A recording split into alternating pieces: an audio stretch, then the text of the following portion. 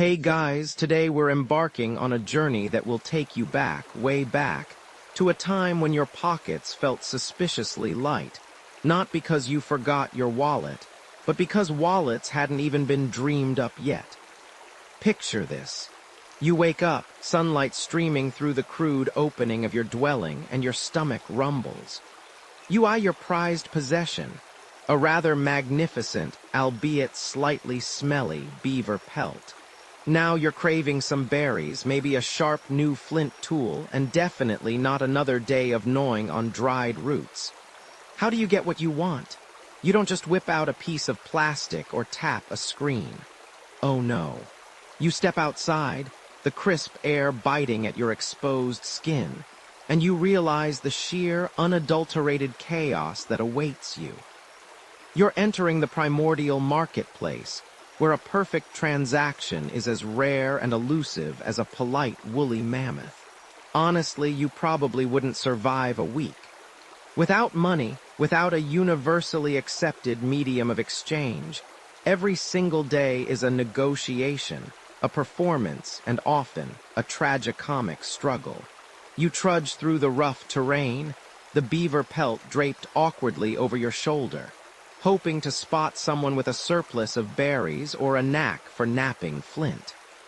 The air is thick with the scent of wood smoke, damp earth, and the occasional whiff of something you'd rather not identify. Your neighbor, Old Ugg, grunts a greeting, his arms laden with fresh fish. Ah, fish, you think. That could be a nice appetizer before the berries. You consider offering your beaver pelt. But does Ugg need a beaver pelt? Does he even want a beaver pelt? Maybe he's perfectly content with his current pelt situation. This, my friend, is the foundational, frustrating problem of direct exchange, or as we now call it, barter. You see, for any trade to happen, you don't just need something to offer, and the other person to have something you want. Oh no, it's far more complicated. The other person also has to want precisely what you have. It's like trying to swap your perfectly good, slightly used space heater for your neighbor's slightly rusty bicycle, only to find out they already have 3 bicycles and are desperately in need of, say, a really good back scratcher. This need for a double coincidence of wants was the absolute Achilles heel of early economies. You might have a magnificent hunting spear, perfectly balanced and sharp, but what if the person who makes the best clay pots already has 10 spears? Or what if they need fur, but specifically otter fur, and you only have beaver? You'd spend half your day just wandering around, essentially interviewing people about their immediate desires and inventory, often returning to your hovel with your original beaver pelt and an even hungrier stomach. Imagine the sheer awkwardness. Excuse me, noble gatherer, I have this truly exquisite mammoth tusk, polished to a gleam. Are you by any chance in dire need of a mammoth tusk? I'm hoping to acquire, about a dozen prime berries and perhaps a nicely cured deer hide. And they just stare blankly at you, clutching their armful of delicious-looking berries, clearly only interested in a better sleeping mat. It was a full-time job just to acquire dinner. Then there were the intrinsic issues of the goods themselves. Let's say, hypothetically, that Ugg does want your beaver pelt, but you only need half his fish. How do you divide a beaver pelt fairly? Do you just slice it down the middle, ruining its value as a complete pelt?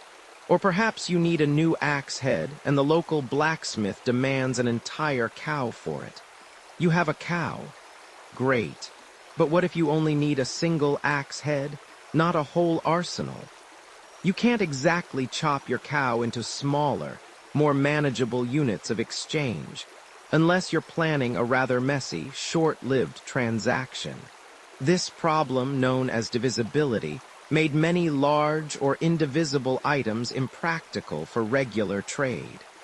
You couldn't get change from a cow, and certainly not from a live one. And what about portability? Imagine you're a traveling artisan. hoping to exchange your intricately carved bone needles for food and shelter as you move between settlements. Are you going to carry a sack of grain on your back for every potential transaction? Or perhaps a live goat?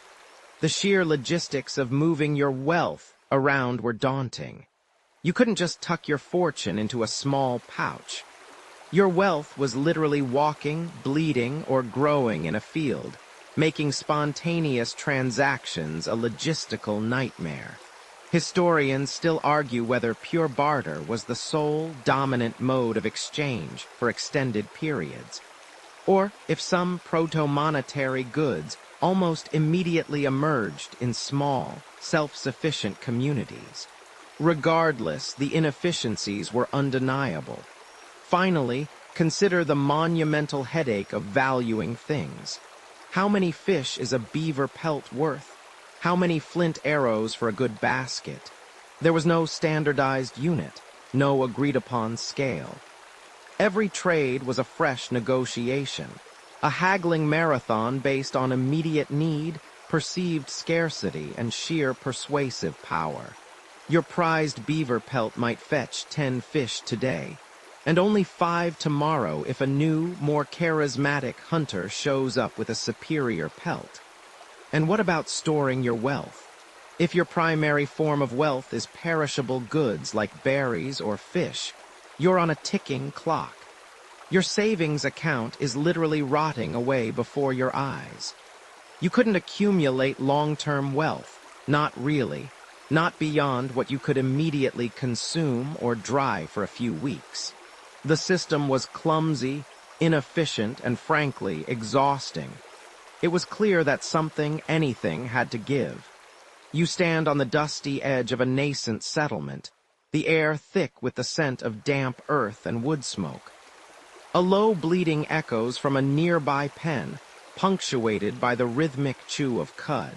Your gaze drifts over the huddle of crude shelters, then settles on the most prized possessions of this burgeoning community. The animals.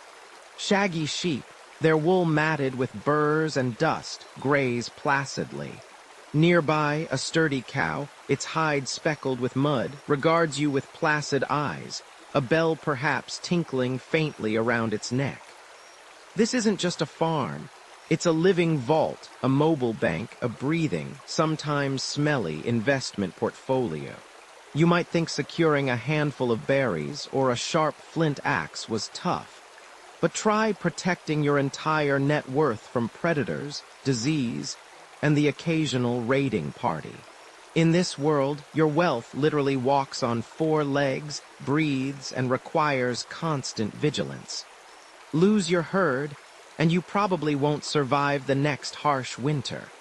That's your daily reality check right there, no sugar coating. This wasn't some abstract number on a screen. This was your future, tied directly to the health and fertility of your beasts. Remember that awkward dance of direct exchange. You had a surplus of handcrafted spears, gleaming and sharp, but your neighbor, who had the juicy wild boar you desperately wanted, already had enough spears to equip a small army. He needed fire-hardened pots, which you, unfortunately, did not possess. Barter, while foundational, was a logistical nightmare. It hinged on the double coincidence of wants, a fancy way of saying both parties had to want exactly what the other had and have exactly what the other wanted at the exact same time. It was like trying to find a perfectly fitting pair of gloves in a dark cave, blindfolded, while being chased by a slightly annoyed badger. Not ideal for commerce, as you can imagine, but what if there was something universally desired? Something that held inherent, tangible value, could move itself, and even increase in value over time. Enter the 4-legged solution, livestock. Imagine the profound shift in human thinking. Instead of scrambling for a quick one-off trade, you begin to see your animals not just as food or beasts of burden, but as accumulated wealth, a tangible store of value. A healthy goat wasn't just a future meal. It was a unit of exchange, perhaps for a new set of tools. A strong, fertile cow wasn't merely a source of milk and hides. It was practically a mobile savings account, capable of producing more currency year after year. These animals were portable, though perhaps not easily portable, especially if you had a particularly stubborn bull or a flock of chickens determined to wander off.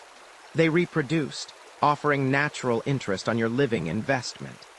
They provided sustenance, meat, milk, cheese, even blood in some cultures, clothing wool, hides, tools, bones, horns, sinew, and even labor pulling plows, carrying goods. In a world without banks or even a concept of abstract currency, a healthy, thriving herd was security, status, and the ultimate liquid asset, if you could call a mooing, shedding, sometimes argumentative creature liquid. Your annual performance review in this era was essentially, did your cows have enough calves this year, Brenda? Or are you just milking the system? The domestication of animals, beginning around 10,000 to 12,000 years ago in regions like the Fertile Crescent, wasn't just about controlling food sources. It was the genesis of a new economic paradigm. Sheep and goats were among the first, followed by cattle, pigs, and eventually horses. These creatures fundamentally reshaped human societies, allowing for settled agriculture, population growth, and the very first steps towards complex economies. The value of livestock permeated language itself. A prime example is the concept of pecunia in ancient Rome, which means money, but is directly derived from pecus, meaning cattle. This linguistic fossil clearly illustrates the deep historical link between livestock and money, showing that cows weren't just for mooing, they were for making moolah. Now, for a quirky tidbit. Did you know that in some ancient societies, particularly those with strong pastoral traditions, a man's worth wasn't just measured by his number of cattle, but by the specific color patterns or even the curl of their horns? A particularly rare or symbolically significant hide could elevate a single animal's value far beyond its mere size or milk production. Or consider parts of ancient Ireland, where cattle were used as legal tender. Fines and judgments were often specified in numbers of cows, including precise requirements for age, health, and even the number of teats. Imagine the courtroom drama. Your Honor, I demand 3 healthy heifers and a slightly limping, but fertile, bull as compensation for my injured prize-winning chicken. It certainly adds a new dimension to legal precedent, doesn't it? And getting your tax returns in order must have been a nightmare. Yes, I declare 17 sheep, 2 very stubborn donkeys, and a particularly flatulent pig. The transition to livestock as a form of currency wasn't instantaneous or uniform across the globe. Historians still argue whether the concept of livestock as a true currency, with standardized values and widespread acceptance beyond immediate tribal boundaries, developed independently in multiple locations, or if it diffused outwards from a few key centers of domestication. Was it a spontaneous human innovation born of necessity, a natural progression from barter's limitations, or a cultural exchange that spread with migrating peoples and their ever-growing herds? The exact mechanisms by which a living animal transformed from a mere commodity to a recognized, widely accepted unit of exchange remain a fascinating puzzle, debated by scholars in hushed library corners even today. You feel the rough wool of a sheep under your fingers, hear the contented snorts of pigs rooting nearby. The sheer impracticality from a modern perspective is staggering. How do you store thousands of units of currency? They eat, they wander, they get sick, they die. There's no blockchain for your bovine assets, no digital ledger to track their provenance. Every transaction was a physical, often noisy, sometimes dangerously unpredictable affair. You had to trust the health of the animal, its lineage, its temperament. A sick cow could wipe out your savings. A raid by rivals could leave you destitute. It was a tangible, breathing, sometimes kicking, and always demanding economic system, requiring constant attention and physical protection. But for millennia, this living, walking wealth was the most advanced financial instrument humanity possessed. A vibrant, glowing testament to ingenuity born of necessity. It truly was a step up from hoping your neighbor needed precisely what you had, allowing for a more fluid, albeit still very physical, exchange of value across nascent communities. You wade into the warm, shallow ocean water, the tide gently lapping at your knees. The sun, a drowsy orange orb, hangs low in the sky, casting long, shimmering reflections across the glassy surface. Under your bare feet, the sand is soft and yielding, but then a slight, cool hardness. Curious, you wiggle your toes, feel around, and finally bend down. Your fingers close around something small, smooth, and perfectly formed. You pull it from the water, a pearly white shell, impossibly clean, with a narrow, serrated opening, almost like a miniature, elegant smile. It's a cowrie, flawless in its simplicity. Now, imagine doing that, not for the sheer joy of discovery or as a pretty trinket for your mantle, but because your very survival depended on it.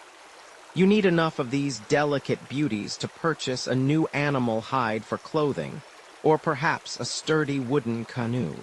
You'd be out here, day after weary day, under the relentless glare of the sun, battling the monotonous rhythm of the waves, and frankly, enduring a level of soul-crushing boredom that you probably won't survive this. Because collecting enough of these tiny treasures, one by one, to conduct any significant trade would be an absolutely Herculean effort. Remember those cumbersome, four-legged walking wallets we talked about? Those livestock that ate your precious crops, got sick with alarming regularity, and had a nasty habit of wandering off just when you needed to buy, say, a new spear. And don't even get me started on the logistics of trying to divide a live sheep to pay for half a basket of wild berries. Barter, as we've established, was clunky. Livestock, while valuable, was profoundly impractical as everyday currency. The ancient world, desperately seeking a more efficient means of exchange, needed something better, something that didn't moo or baa or succumb to the latest bovine plague. And for thousands of years, across vast oceans and arid plains, the answer often came not from the land, but from the sea itself. The humble, yet incredibly powerful cowrie shell. These beautiful little marine gastropod shells, primarily the species Monetaria moneta and Monetaria annulus, originating predominantly from the pristine, sun-drenched reefs of the Maldives in the Indian Ocean, became a form of global currency. It's a mainstream historical fact that their reach was astonishing. From the bustling markets of West Africa, where they arrived in staggering numbers, to the intricate island communities of Oceania, stretching across vast swathes of Asia, and even filtering into parts of Europe via sophisticated trade routes. The cowrie reigned supreme as a medium of exchange for millennia. It was, in essence, the original global currency, long before anyone had even conceived of central banks or digital transactions. It was like an ancient world equivalent of a universal credit card, only much prettier, arguably more reliable, and certainly less prone to magnetic strip failure. Beyond their undeniable economic function, cowries held deep symbolic meaning for many cultures, a quirky tidbit you might not expect from mere mollusks. Their unique shape, with its slit-like opening and rounded base, often led to their association with the female reproductive organ. This powerful resemblance linked them to fertility, birth, prosperity, and feminine power in many societies. You'd find them carefully sewn into clothing as protective amulets, used in complex divination rituals to foretell the future, or reverently buried with the dead to ensure abundance and well-being in the afterlife. It makes you wonder, if your primary form of money literally resembles a symbol of fertility, are you inherently more inclined to, multiply it? Perhaps it's just me, but it does add a certain playful irony to the pursuit of wealth.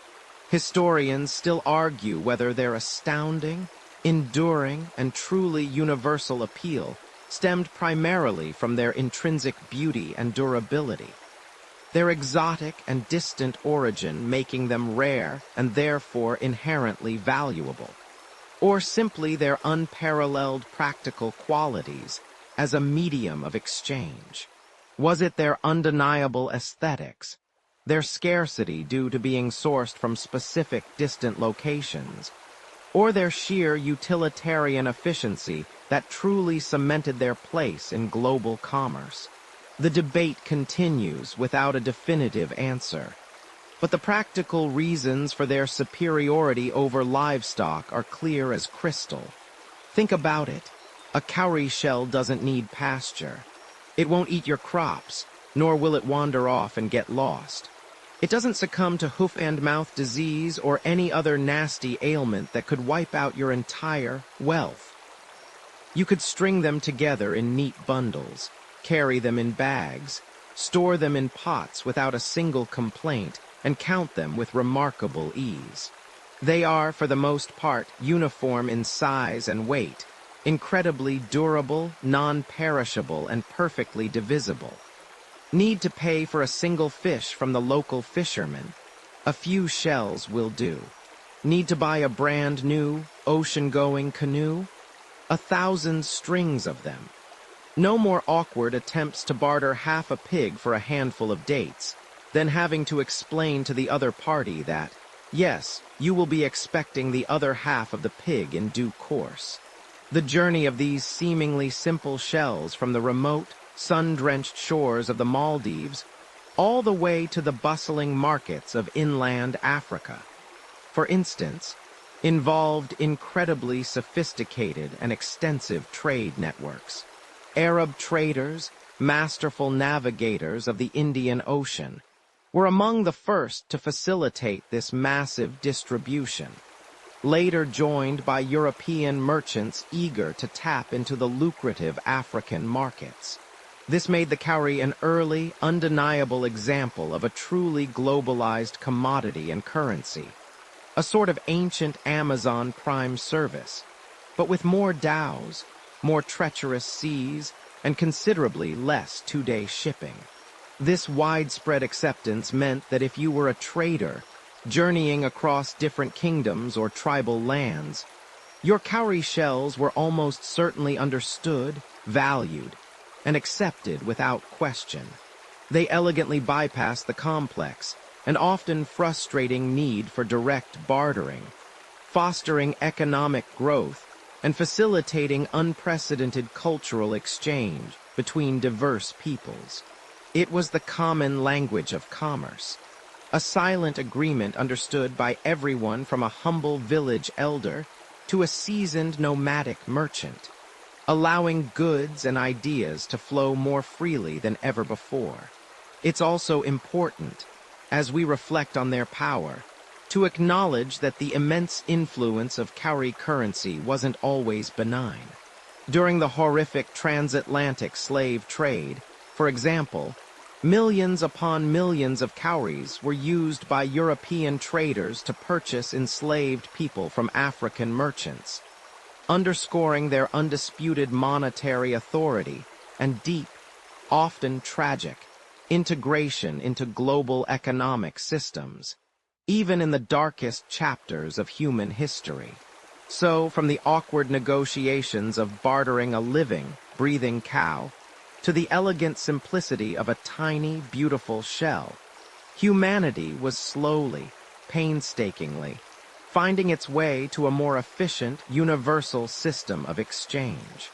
It just goes to show, sometimes the best solution isn't the biggest or the loudest, but the one you can fit in your pocket. Or, a very, very large pocket if you were planning a serious shopping spree.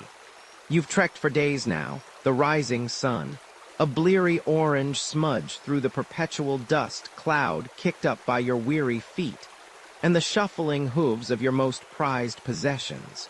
Around you, the vast, unbroken plains shimmer with heat, distorting the horizon into a wavy, mocking line. Every step sends a jarring tremor up your spine, a reminder of the raw, unyielding landscape and the precious cargo you're guarding with every fiber of your being. You're not just carrying a trade good, you're carrying your entire net worth on the hoof, a living, breathing, occasionally belligerent financial portfolio.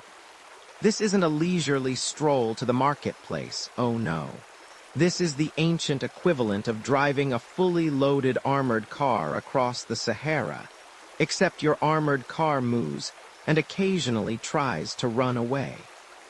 The sheer physical commitment to trade in these early days was, to put it mildly, astronomical. If you lost a limb today, or perhaps, say, your entire herd to a flash flood, you probably wouldn't survive this. Modern financial planning. That was just hoping your cows didn't get eaten by wolves before you reached the next village. Remember those magnificent, shimmering cowrie shells? You'd collected them, traded for them, marveled at their intricate beauty, convinced that these oceanic gems were the answer to all your bartering woes. And they were, for smaller transactions. But now you're looking at a transaction that requires not a handful, not a bagful, but entire baskets, perhaps even a whole cartload of these precious tokens. Imagine attempting to purchase a new dwelling, or perhaps an entire season's worth of grain, using only cowrie shells. You wouldn't just be making a withdrawal. You'd be building a small, very breakable, very noisy hill of currency. You'd need a team of porters just to carry your wallet, and you'd have to trust them not to accidentally step on a significant portion of your net worth. The gentle clatter, initially so soothing, would quickly become the grating soundtrack to your financial life. The impracticality wasn't just about weight or bulk, though those were certainly significant. Livestock, while possessing the unique advantage of being able to transport themselves, mostly, came with a host of other logistical nightmares. A cow, for all its living currency appeal, is not a liquid asset in the modern sense. It needs to eat, it needs to drink, it needs to rest. You can't just fold it up and put it in your pocket. Try telling your trading partner, "Oh, sorry, my payment unit just decided to lie down in the middle of the road and is refusing to move until it's had a good cud chew." And the security risks. A bag of shells, while tempting to thieves, doesn't try to bolt into the nearest thicket at the sight of a shadow. A herd of cattle, however, is a constantly moving, incredibly valuable target, attracting every two-legged and four-legged opportunist for miles around. Protecting your walking wealth demanded constant vigilance, often turning a simple journey of trade into a hazardous expedition. The more complex and valuable the transaction, the more ludicrous the physical demands became. Think of ancient long-distance trade routes, like the early Proto-Silk roads, where goods like jade, spices, and exotic metals began to move across continents. Historians still argue whether the primary impediment to even larger-scale trade was the lack of efficient transport technology, or simply the sheer physical burden of the money itself. Could you realistically drive 1,000 cows from what is now modern-day Turkey to China? You'd lose half the herd to disease, exhaustion, or bandits before you even crossed the first mountain range. The concept of overhead in these days wasn't about office supplies. It was about how many goats you had to sacrifice to the road gods just to keep your livestock alive. And then there were the truly quirky problems. For those cultures that used giant stones as currency, yes, actual massive, immovable stones, like the Rye stones of Yap Island. The burden was less about carrying, and more about knowing who owned what. Ownership was often public knowledge, passed down through oral tradition. Imagine trying to buy a new fishing boat, pointing to a 50-ton boulder embedded in the village square and declaring, "That one. That's my payment." It certainly cut down on impulse purchases. The stone wasn't physically moved for every transaction. Its ownership simply changed hands, a brilliant, if utterly immobile, solution to the transport problem, yet still highlighting the core issue of physical currency's immobility. It makes you appreciate the ease of online banking, doesn't it? Just imagine logging into your account and seeing a notification. Your balance is now 3 large boulders and a moderately sized granite slab. The need for something more portable, more universally accepted, and infinitely more divisible was becoming glaringly obvious. As societies grew, as specialized crafts developed, as the desire for goods from distant lands increased, the limitations of lumping a cow on your shoulders or strapping a dozen cumbersome sacks of shells to your back became an unbearable weight. You needed something that could be carried in significant value, easily secured, and crucially, didn't moo at inappropriate moments during negotiations. The evolution of trade wasn't just about finding better routes or stronger carts. It was about finding a form of value that didn't require you to be a weightlifter, a veterinarian, and a security guard all at once, just to buy a new set of flint tools. You might have mastered the art of herding, or the delicate balance of a shell-laden basket on your head. But even you, with all your ancient grit, were beginning to feel the heavy burden of trade. You're trudging through the ancient marketplace, the sun a relentless furnace on your back, a heavy pouch clanking against your hip. Remember that time you tried to trade a prize-winning goat for a basket of exotic spices? Or the sheer logistical nightmare of hauling a sack full of cowrie shells just to buy a new loincloth? Your arms ache just thinking about it. No, today is different. Today you carry something more refined. Something that doesn't moo or break into a million pieces if you drop it. You pull out a small, gleaming lump. It's heavy for its size, catches the light with a subdued shimmer, and feels cool against your calloused palm. This isn't just any rock you found by the riverbed. This is metal. Gold, perhaps, or silver, maybe even humble copper, depending on where you are and what's available. And right now, holding it, you realize its profound simplicity. It's durable. It doesn't rot, doesn't try to escape, and a slight dent just adds character, not ruination. It is, frankly, a massive upgrade from livestock that might wander off or get sick, or shells that could shatter or lose their luster if left in the elements. Trying to keep a pet clam as currency, you probably wouldn't survive the week. The beauty of these metals, you discover, isn't just in their gleam. It's in their incredible utility as a medium of exchange. Imagine needing to buy a handful of dates. With a cow, you'd be stuck. With shells, you'd need to meticulously count out hundreds, maybe thousands, for a minor transaction, and then hope the seller could break a shell bill. But with metal, you can chip off a tiny piece. You can melt a larger ingot down and reform it into smaller, more manageable units. This divisibility, this ability to be precisely measured and cut without losing its inherent value, was a game changer. It meant you could finally pay for just a handful of dates without essentially buying the entire date palm, the farmer's house, and his entire extended family. You could pay exact amounts, no more awkward haggling about what constitutes half a goat's worth of anything. This isn't to say it was all smooth sailing. Early on, you'd have to weigh every transaction. Is this really pure gold, or has someone tried to sneak in a bit of lead? You'd eye the merchant suspiciously, perhaps even biting the metal to test its softness. This era, before standardized coinage, was a wild west of trust and suspicion, where every exchange was a mini-assaying experiment.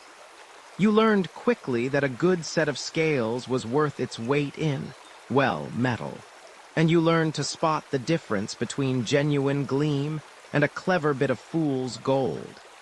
It was a stressful way to shop, really.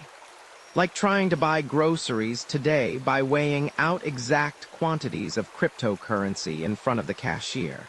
The widespread adoption of metals as currency didn't happen overnight, but it spread like wildfire once its advantages became undeniable. From the earliest known use of copper ingots as trade units in the ancient Near East, perhaps around 3000 BCE, people were catching on.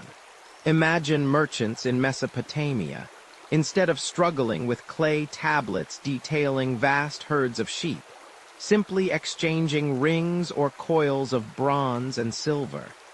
It was quicker, less cumbersome, and surprisingly universal.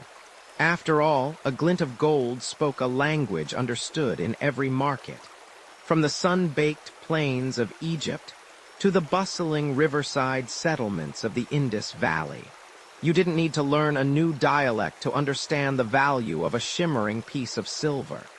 One quirky tidbit from this period is the occasional use of spit money. In some early communities, after weighing a piece of metal, a trader might spit on it, not as a sign of disrespect, but as a symbolic gesture of agreement and, oddly enough, to make the metal visually stick to the balance pan, confirming its weight without it slipping off. It was less about sanitation and more about a crude form of quality control. Makes you wonder how many early metal transactions ended with a quick wipe-down, doesn't it? Now, historians still argue whether the primary driving force behind the shift to metal was its inherent scarcity and beauty, or its practical properties of divisibility and portability. Was it the innate human desire for shiny things, or the cold, hard logic of economic efficiency? Perhaps it was a perfect storm of both, a convenient intersection of aesthetics and utility that propelled gold and silver to the forefront of human exchange. What's clear is that you could finally carry your wealth in a pouch, rather than needing a dedicated shepherd or a particularly strong pack animal. The shift was more than just a change in currency. It was a fundamental reshaping of how wealth was perceived and exchanged, making trade faster, more efficient, and surprisingly, less smelly than dealing with livestock. Weighing riches, trusting scales, early challenges in standardizing precious metal values. You've finally traded up, haven't you? No more dragging a grumbling cow through the mud, leaving a trail of questionable exhaust, or counting out 1,000 brittle shells only to have half of them crumble in your sweaty palm. Now you've got something truly special, a shimmering lump of gold, or maybe a hefty bar of silver, sleek and cool in your hand. It slips neatly into a pouch, discreet and undeniably valuable. This is progress, you tell yourself, a leap forward from the days of bartering your prize-winning goat for a handful of lentils. But here's the rub, literally. As you stand in the bustling marketplace, the air thick with the smell of roasting meats and nervous anticipation, a new, more insidious challenge presents itself. How much is that lump actually worth? Is it truly pure? Or is it just some sparkly rock someone found after a particularly strong bout of indigestion? Imagine yourself trying to negotiate for a bolt of fine linen, the kind that whispers against your skin. The merchant, with eyes like a hawk and a smile that suggests he's seen, it all especially gullible newcomers squints at your gleaming silver. He pulls out a small, rough stone, dark and unassuming. With a practiced motion, he scrapes your silver across its surface, a faint metallic line appearing. Then he reaches into his own pouch, producing a small, known pure sliver of silver and scrapes it right next to yours. He compares the marks, muttering to himself, his brow furrowed in concentration. This, my friend, is the rudimentary birth of assaying, the ancient art of trying to determine the purity of a metal. It's a bit like trying to tell if a cake is fully baked by poking it with a stick. You get an idea, but there's no guarantee it's not gooey in the middle.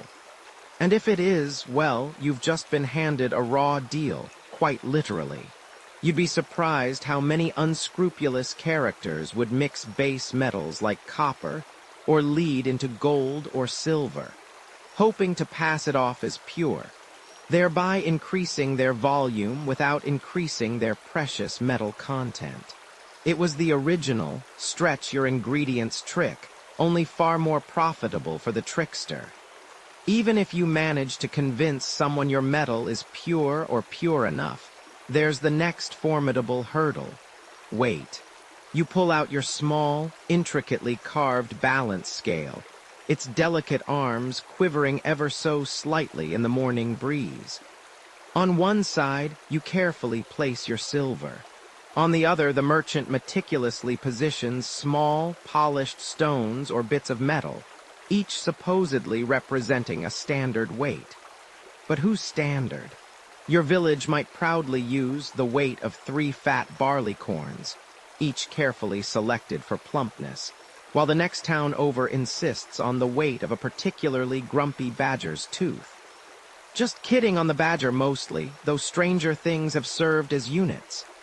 The point is, there was no universal gram or ounce handed down from on high. Every region, every market, every ambitious ruler, it seemed, had their own idiosyncratic idea of what a unit of weight truly was.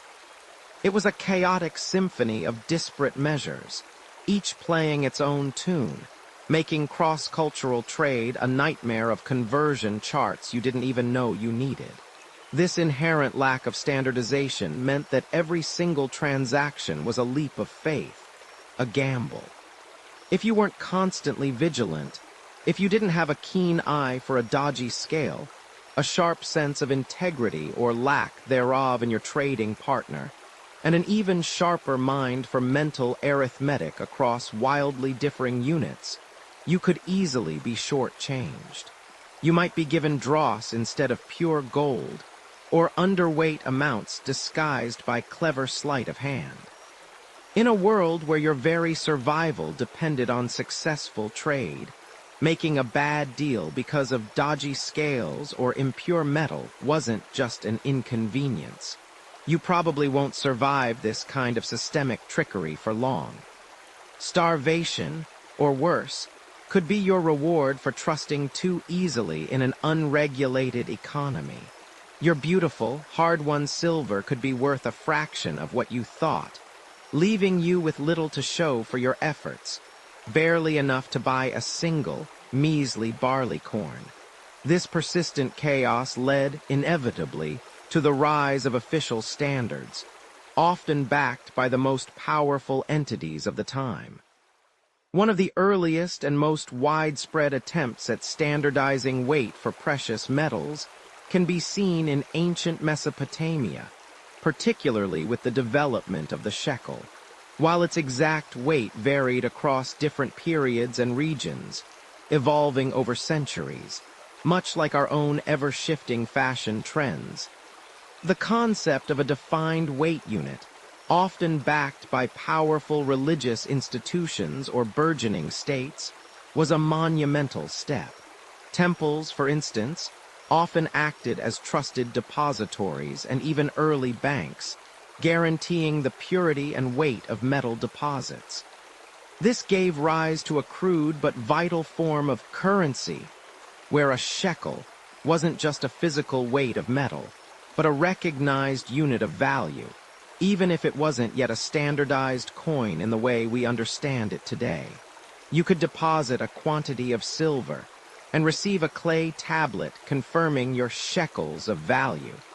A truly revolutionary concept that moved beyond the physical metal itself. And then there was the ongoing battle against debasement and fraud, a never-ending game of cat and mouse played out with precious metals.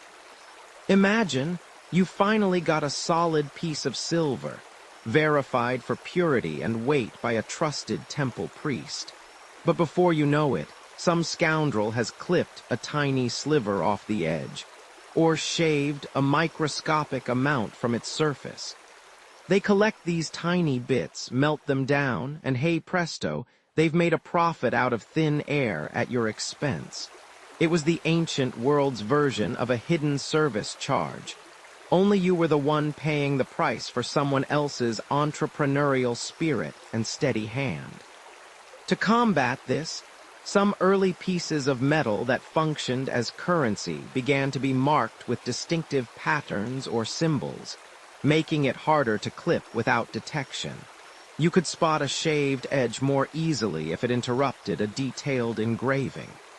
Think of it as the original, tamper-evident seal, except instead of a plastic wrapper, it was a finely detailed image of a lion, a powerful god, or the face of a revered king. Historians still argue whether these early markings were primarily for religious symbolism, indicating origin, or if their primary intent was always to deter clipping and fraud. It's a chicken or egg debate, but with more shiny metal involved and far higher stakes than breakfast. Speaking of strange methods, did you know that in some ancient cultures, people would even resort to biting metal to test its authenticity? It wasn't just for dramatic effect in dusty old movies. It was a genuine, albeit desperate, test. The idea was that pure gold is relatively soft and would leave a clear bite mark, whereas harder, lead-filled fakes would resist your teeth or leave a different impression. Of course, this also meant you might end up with a mouth full of highly toxic lead if you weren't careful, which, while a definitive purity test, probably wasn't great for your long-term health or dental hygiene. Probably why that particular method didn't scale well into a global standard. And frankly, trying to bite a cow was even less effective, though I bet someone, somewhere, tried it just once. So, as you can see, simply shifting to precious metals didn't magically solve all the problems of exchange. It introduced a whole new set of headaches related to trust, verification, and standardization. The journey from walking wealth to portable value was far from over. It was merely entering a new, more complex phase, where the very nature of value itself needed to be defined and defended. Marking value, state seal, how governments began stamping metals for trust. You stand there, a small, glinting lump of electrum, that natural gold-silver alloy heavy in your palm. Remember how you were just trying to weigh out your precious metals, hoping old Thuron at the market wasn't palming his thumb on the scales. It was a wild west out there, a free-for-all of trust, or rather, the glaring absence of it. Every transaction a gamble, every exchange a test of your amateur metallurgical skills. You'd squint, you'd bite, you'd even try to scratch the surface, looking for any telltale signs of an inferior mix. And if you guessed wrong, well, good luck with that. You probably wouldn't survive long in a world where your livelihood depended on being a part-time assier and a full-time skeptic. Now, imagine a different scenario. You're still holding that electrum, but this time, etched into its irregular surface is a distinct, intricate symbol. A lion's head, perhaps, or a majestic eagle. It's not just a pretty drawing, it's a promise, a declaration. This lump, this very specific weight, this exact purity has been verified. Not by you, not by Thuron, but by the highest power in the land. The king, the state. This, my sleepy friend, is where our story takes a truly monumental turn. Because as societies grew, as trade routes stretched further than your morning commute, the endless haggling over purity and weight became a colossal drag. It was inefficient, it was prone to fraud, and frankly, it was exhausting. You couldn't build an empire on a system where everyone had to carry a portable chemistry lab and a set of precision scales. Something had to give, and what gave was the individual's burden of verification. The brilliant, world-altering idea that emerged was simple, yet profound.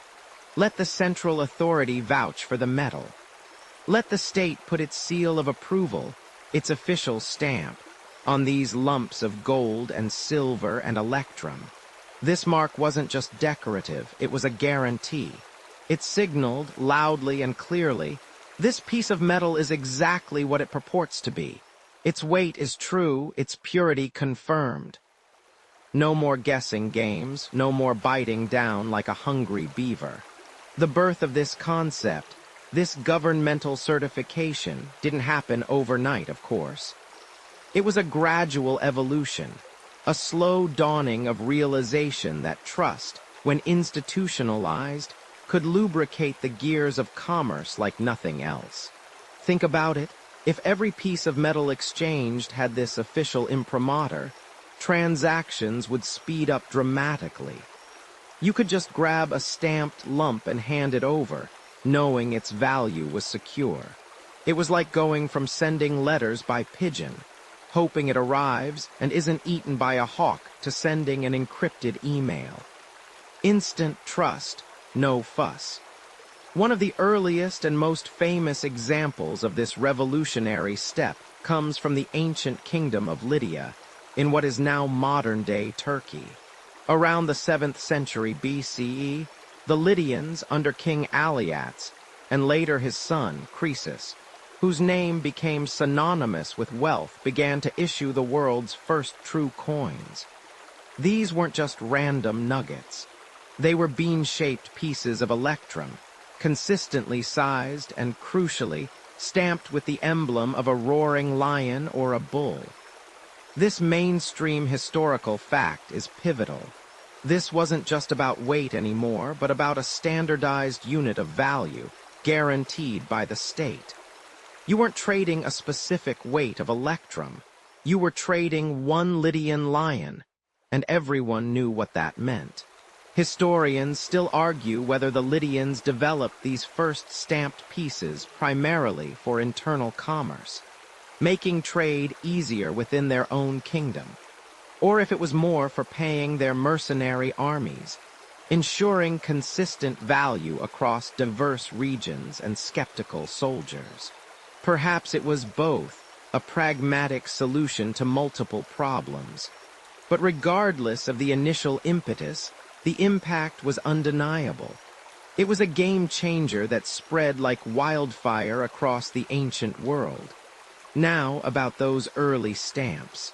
They weren't always as precise as the modern minting process. Imagine a craftsman, hammer in hand, a metal die carved with the royal emblem. He'd place a pre-weighed blob of hot electrum or silver onto an anvil, then whack the die onto it. The result was often crude, sometimes off-center, but the mark was there. It was the mark that mattered. A quirky tidbit. Some of these earliest Lydian coins actually bore two different stamps, one on each side, suggesting a two-part verification process or perhaps even different issuing authorities collaborating. It's like having two separate quality control stickers on your new gadget, just to be extra sure. This act of stamping wasn't just about weight and purity. It was also a powerful statement of sovereignty. The king's image, his symbol, His mark on the very currency circulating in his domain reinforced his authority. It was a physical manifestation of his power, a portable billboard of his reign. Every time you handled one of these stamped pieces, you were reminded who was in charge, who guaranteed its value, and implicitly who controlled the economy. And this move towards state-backed currency didn't stop with Lydia. The concept soon traveled, influenced by trade and conquest. The Greeks quickly adopted the idea, creating their own stunningly beautiful and increasingly sophisticated silver coinage, each city-state proudly displaying its own unique emblem. The owl of Athens, the Pegasus of Corinth, the turtle of Aegina. Each stamp was a testament to the issuing authority, a promise of its intrinsic value, and a key to unlocking commerce beyond the clunky limits of barter or the untrustworthy nature of raw metal. You could finally buy that amphora of olive oil without having to haggle over the purity of your silver lump for an hour. Freedom? This system wasn't perfect, mind you. Even with state backing, counterfeiting was an ever-present menace. Rogues would try to shave off tiny bits of metal from the edges, a practice known as clipping, or even melt down legitimate coins and mix them with cheaper metals before restamping them. The fight against counterfeiting became a constant arms race between the state's mints and the cleverness of criminals. But the principle remained. The official stamp, for all its vulnerabilities, was the bedrock of trust. You see how far we've come. From the cumbersome exchange of cows, to the light but fragile shells, to the heavy, unwieldy, and untrustworthy lumps of metal. Now, with the simple act of a state-sanctioned stamp, we've moved into an era where value becomes standardized, portable, and crucially, universally trusted within its domain. This little mark, often overlooked in our modern wallets, was the single most important innovation in the journey from raw value to abstract money. It was the moment the state put its money where its mouth was, literally. The foundation was laid for everything that followed, from the bustling markets of ancient Rome to the digital transactions you make today. Without that initial leap of faith, that first sovereign stamp, we'd still be debating the merits of your neighbor's goat as payment for your new sandals. And frankly, who has the time? Imagine you are standing, not in a bustling market where someone is meticulously chipping off a piece of silver from a crudely marked ingot, trying to convince you it's the right amount. But instead, you're on the fertile plains of ancient Lydia. You can almost feel the dry Anatolian air, smell the dust mixed with the faint scent of charcoal from the smithies. This is where, around the 7th century BCE, a truly revolutionary idea would finally solidify, an idea that would make haggling over the purity and weight of every piece of metal a thing of the past. Remember how we talked about those stamped ingots trying to instill trust? Well, those were just baby steps. This, my friend, is where money truly earns its stripes, or rather its lion's head. You see, the Lydians were blessed. Their kingdom, nestled in what is now western Turkey, was home to the Pactylus River, a legendary stream said to have washed gold for King Midas himself. But it wasn't pure gold flowing through its waters. It was a natural alloy of gold and silver called electrum. Think of it as nature's own perfect blend, shimmering, durable, and conveniently occurring in nugget form. For centuries, people had collected these electrum nuggets and used them as a form of exchange, valuing them by their weight. But as we've learned, weighing things accurately without standardized tools is an invitation to arguments, dodgy scales, and frankly, a lot of exasperated sighs. Now picture this. A Lydian artisan, perhaps in the bustling workshops of Sardis, the Lydian capital. He's holding a small, bean-shaped lump of electrum, Instead of just weighing it, the Lydian authorities, probably under the reign of King Aliats, decided to do something profound. They would stamp these electrum pieces with a specific design, a roaring lion's head. This wasn't just a pretty picture, it was a state guarantee. This lion, the regal symbol of the Lydian monarchy, proclaimed, "This electrum piece is of a guaranteed weight and purity. Trust us, we're the king." It was the world's first sovereign endorsement on a piece of currency. Suddenly, you didn't need to carry scales or squint suspiciously at every chunk of metal.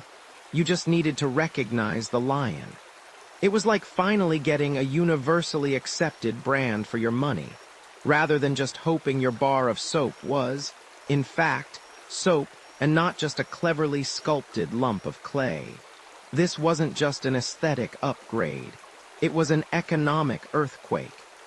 Imagine trying to pay a legion of soldiers with cows, or even with meticulously weighed bags of electrum dust. The logistics alone would make you pull out what little hair you had left.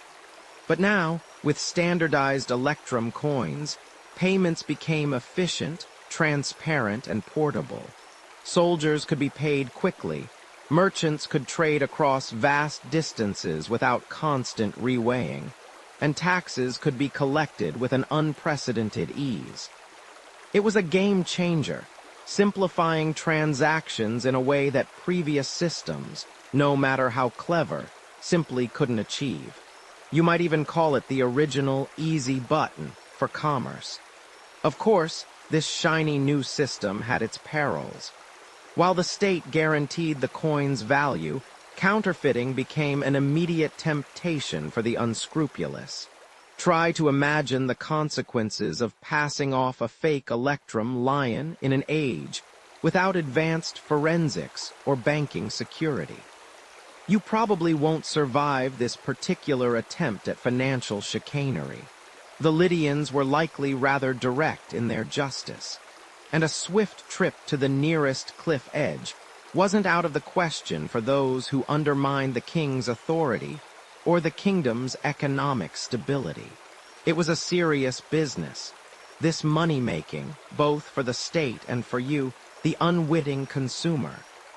Historians still argue whether these initial Lydian coins were primarily intended for large-scale state payments, like mercenary wages, or if they quickly trickled down into everyday market transactions. Some scholars lean towards the idea that the first substantial coinages were for paying armies, a practical necessity for the expansionist Lydian kingdom, while others suggest their inherent convenience rapidly led to wider adoption by merchants. What is clear, however, is that this concept of a state-backed, standardized coin quickly spread, influencing neighboring Greek city-states, who themselves soon began striking their own coins with their unique city symbols, owls for Athens, turtles for Aegina. The Lydians understood something fundamental: trust. By putting the king's powerful lion on a piece of metal, they weren't just stamping a design, they were stamping a promise. This promise made transactions faster, fairer, and far less cumbersome than trying to remember if your last trade for a goat involved a cowrie shell with a slightly chipped lip, or a metal fragment that just felt right. You no longer had to verify every single transaction's underlying value, because the Lydian king had already done it for you. It was a major step towards abstracting value, moving away from inherent worth, like a cow's milk-producing ability, to a symbolic, guaranteed representation of worth. It meant you could worry less about being cheated and more about, well, whether your camel could make it to the next oasis without collapsing. This small, lion-emblazoned lump of electrum was the very first step on the path to the sleek, personalized pieces of plastic we carry today, all built on that same foundation of state-guaranteed trust. It's truly amazing how far a roaring lion could take us. You feel the sharp, meticulously cut stones of the Via Appia beneath your worn sandals, each one a testament to engineering prowess that still makes modern road builders scratch their heads, muttering about unobtainium and slave labor perks. The sun, a relentless Roman orb, beats down, glinting off the polished tesserae of an opulent mosaic peeking from a roadside villa. Dust, fine as powdered marble, coats everything, your tunic, your eyelashes, even the very air you breathe, tasting faintly of dried sweat and distant cook fires. The rhythmic thud of legionary boots echoes from ahead, a stark reminder that this isn't some quaint country lane. This is the circulatory system of an empire, a vast, stone-arteried network stretching for what feels like eternity. You glance nervously at the heavily laden cart ahead, its axle creaking like an old man's knees, piled high with amphorae of olive oil from Hispania, destined for the markets of Rome. Beside it, a merchant haggles loudly with a passing farmer over a brace of plump geese, their squawking adding to the cacophony. No more fumbling with a handful of jangling cowrie shells here, no dragging a protesting goat to market, hoping it doesn't decide to relieve itself on the delicate silks you're trying to acquire. This isn't a small-town swap meet anymore. This is Rome, or at least its sphere of influence, and you, my friend, are about to discover why carrying your wealth in livestock or decorative seashells would earn you nothing but pitying stares, and more likely, a swift introduction to a very large, very sharp gladius. Frankly, in this world, if you couldn't pull out a handful of denarii for a meal or a night's lodging, you probably won't survive this grand tour much beyond the next milestone. Hunger would see to that, or perhaps a particularly ambitious brigand who hadn't realized you were only carrying philosophical treatises and good intentions. The genius of Rome, beyond its aqueducts and its ability to make conquering look like a recreational sport, lay in its pragmatic understanding of logistics. How do you feed a city of 1 million souls? How do you pay legions stationed thousands of miles from the Tiber? How do you tax a sprawling empire that spans 3 continents, from the misty shores of Britannia to the scorching sands of Egypt? You don't do it with bartered wheat or cumbersome ingots that need a team of mules to move. You do it with coinage, standardized, universally recognized, and flowing with a precision almost as impressive as the roads themselves. Remember how the Lydians stumbled onto the idea of marking electrum lumps. Rome took that whisper of an idea and roared it across the known world. You reach into your small leather pouch, pulling out a gleaming sestertius, its brass glinting with the stern profile of an emperor. This isn't just a piece of metal. It's a tiny, portable promise backed by the might of the Roman state. A universal language understood from the bustling docks of Ostia to the frontier forts on the Rhine. Need a fresh loaf of bread, a sestertius, a gladiator fight ticket, a few denarii, a lifetime supply of garum, that fermented fish sauce beloved by Romans and reviled by anyone with a functional nose. Well, that might set you back an aureus or two, and probably a few future regrets. These coins, minted in vast quantities, were the grease in the gears of the greatest ancient economy.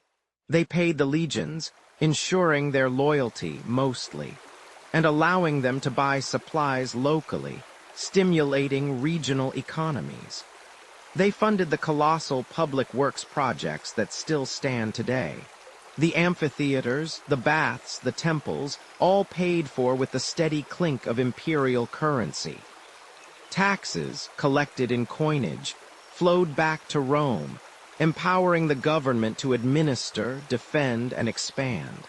It was a self-perpetuating cycle, as efficient as a Roman water wheel. You could be a merchant from Antioch, selling exotic spices, And know that your denarii would be just as valid in Gaul when you wanted to buy wool. This wasn't merely convenience.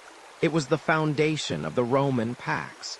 Consider, if you will, the sheer logistical nightmare without it. Imagine trying to pay a legion of 5,000 soldiers stationed on the Danube frontier in livestock. You'd need an entire cattle drive just to issue their monthly wages. And then what would they do with 5,000 cows in a fort? The noise, the smell, the inevitable stampede during battle, no. The standardized coin was a stroke of genius, simplifying supply lines and administrative overhead immeasurably. And while we tend to focus on the grand imperial coins, there were also fascinating regional issues, like the contorniates, bronze medallions with a raised rim, often depicting emperors or mythological scenes, whose exact purpose is still debated. Some argue they were tokens for public games, others for New Year's gifts, or even just fancy, non-monetary souvenirs. They certainly weren't for buying your daily bread, unless your baker had a very specific niche collection. But even with this magnificent system, challenges arose. Historians still argue whether the Roman practice of debasement, reducing the silver content of the denarius over time, was a necessary evil to fund wars and public works, or an ultimately destructive force that led to inflation and economic instability, undermining faith in the currency itself. Imagine looking at your shiny new coin one day and realizing it's got less actual silver in it than the one you got last year. It's like discovering your favorite chocolate bar has mysteriously shrunk, but still costs the same only on a national empire-collapsing scale. The roads and the coins worked in tandem. The roads allowed goods, people, and crucially, the coins themselves, to move efficiently. Without the network of roads, the universal currency couldn't circulate effectively. Without the universal currency, the trade enabled by the roads would revert to cumbersome barter, crippling the immense scale of Roman commerce.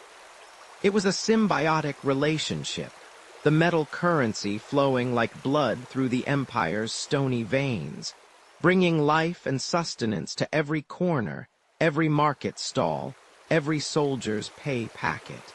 This was the era where money truly became the invisible, yet omnipresent lubricant of a globalized, for its time economy.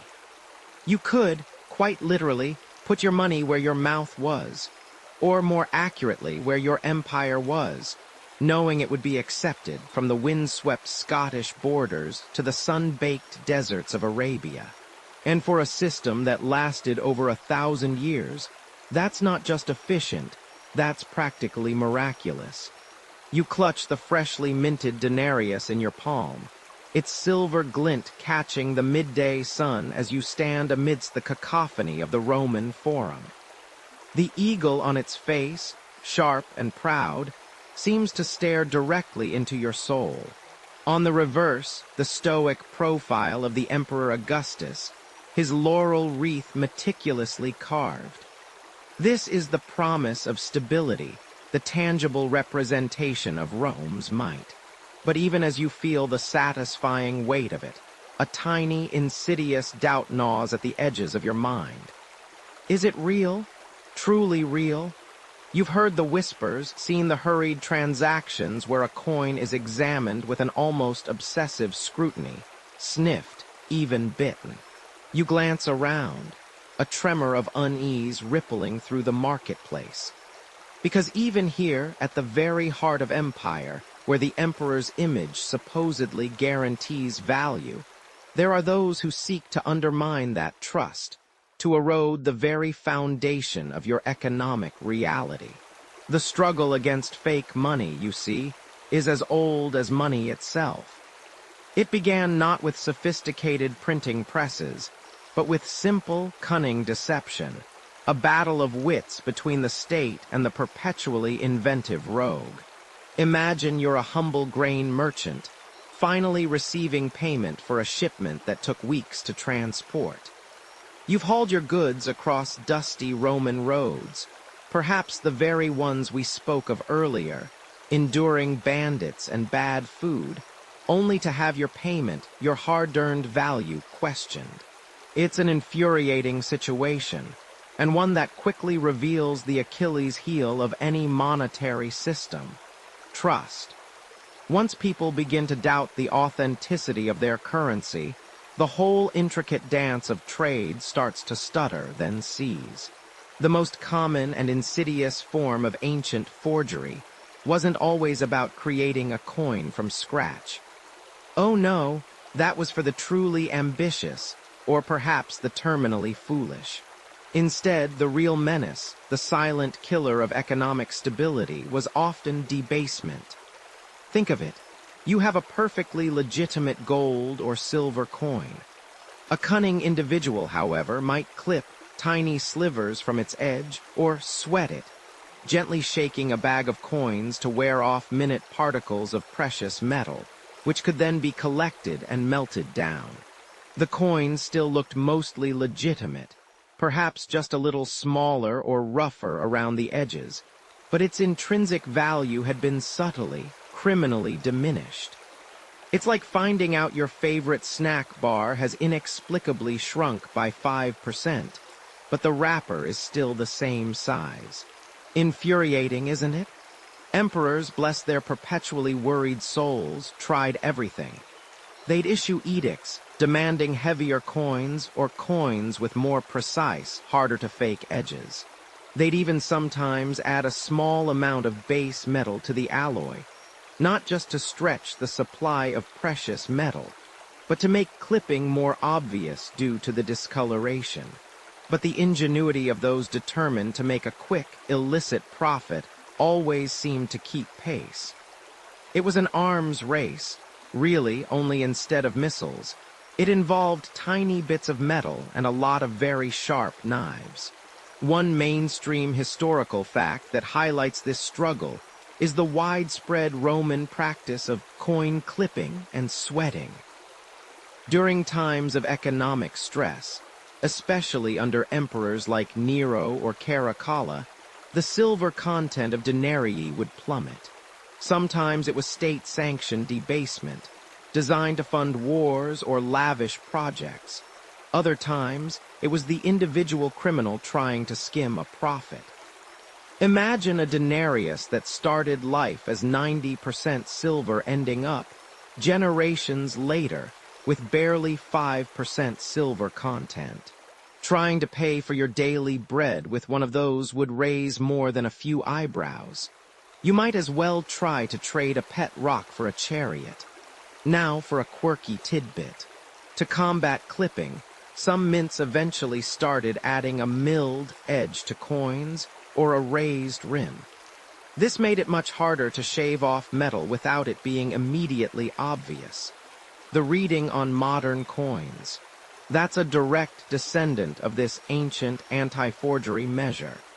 It's a testament to how long this problem has persisted. We're still using techniques invented thousands of years ago to stop people from cheating the system. Though if you tried to explain the concept of a modern coin to a Roman, they'd probably be more impressed by the existence of central heating than the security features on your pocket change. And for the scholarly debate, one that keeps academics up at night, clutching their strong tea in ancient texts, historians still argue whether the widespread practice of debasement and outright counterfeiting was a primary driver of inflation and economic instability in ancient empires, or merely a symptom of deeper fiscal issues, a desperate measure taken when state treasuries were already empty. Was it the disease, or merely a very nasty symptom? The answer, like most things in history, is probably a bit of both. The penalties for forgery were, shall we say, severe. In ancient Rome, being caught producing fake currency wasn't a misdemeanor. It was an act of treason against the state, against the very image of the emperor. You probably wouldn't survive this encounter with the authorities with your freedom or even your head intact. The message was clear.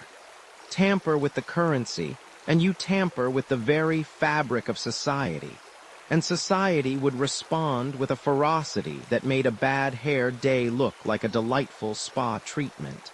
This constant battle against the fake, the debased, the counterfeit, shows just how vital trust was and still is to money. The coin in your hand, with its emperor's face and its carefully weighed metal, wasn't just a medium of exchange. It was a symbol of state power, a declaration of value guaranteed by the might of Rome.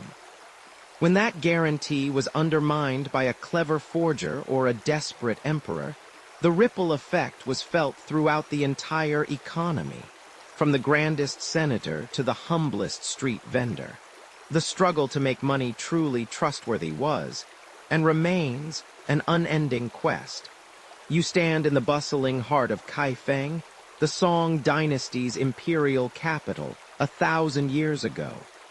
The air hums with the cacophony of commerce, the sing-song cries of street vendors, the rhythmic clang of blacksmiths, the murmur of 1,000 conversations.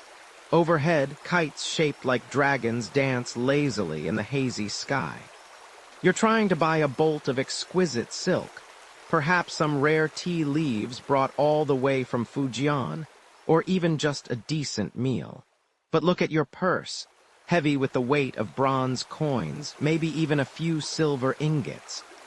Each transaction is a laborious affair, requiring scales, careful counting, and the ever-present worry of someone short-changing you, or worse, stealing your entire fortune from your bulging money belt. Remember those days of bartering with a cow or clinking shells together? You thought metal was progress, and it was in its time. But imagine hauling a literal ton of copper coins just to complete a single major trade deal. It's enough to make your back ache just thinking about it. And frankly, you probably won't survive this if you have to trek across 3 provinces with that kind of weight. You'd be a walking, jangling billboard for every bandit from here to Guangzhou. But here, in China, something revolutionary is beginning to take flight.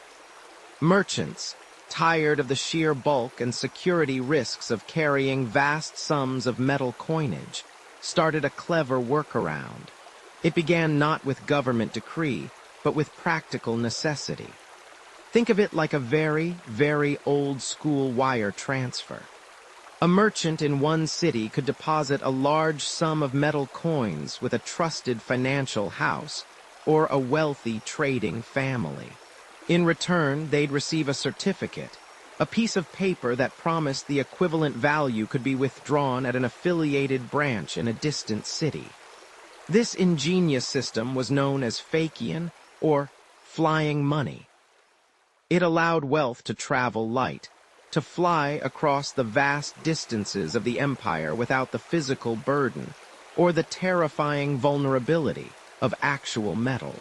This was, in essence, the very first widespread use of promissory notes, freeing merchants from the shackles of physical currency and accelerating trade to speeds previously unimaginable.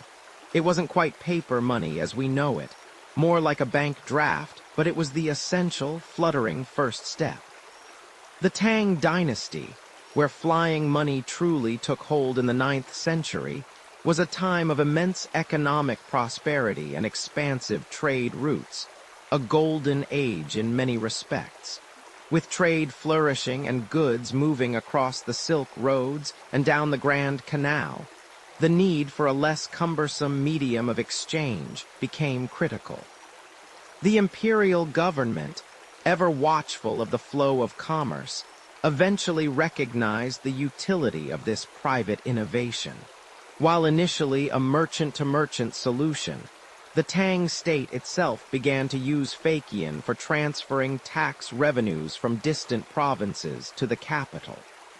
Imagine the relief of not having to escort literal caravans of copper coins through bandit-infested passes.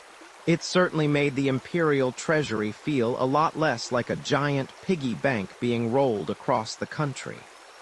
Now, as you shift your gaze from the Tang to the subsequent Song dynasty, 960-1279 AD, the evolution of paper money takes a monumental leap.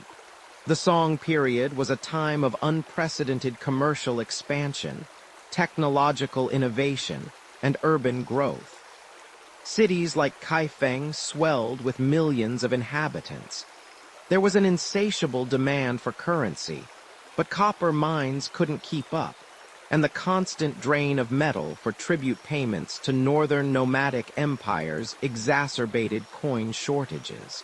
This metal scarcity became a pressing national problem. This is where the true innovation, the birth of government-issued paper currency, unfolds. In the region of Sichuan, a group of wealthy merchants, facing the same old problems of heavy coin loads and the ever-present risk of robbery, started issuing private banknotes known as jiaozi. These notes were, at first, accepted only by those who trusted the issuing merchants, much like our earlier flying money. But the success of jiaozi was undeniable.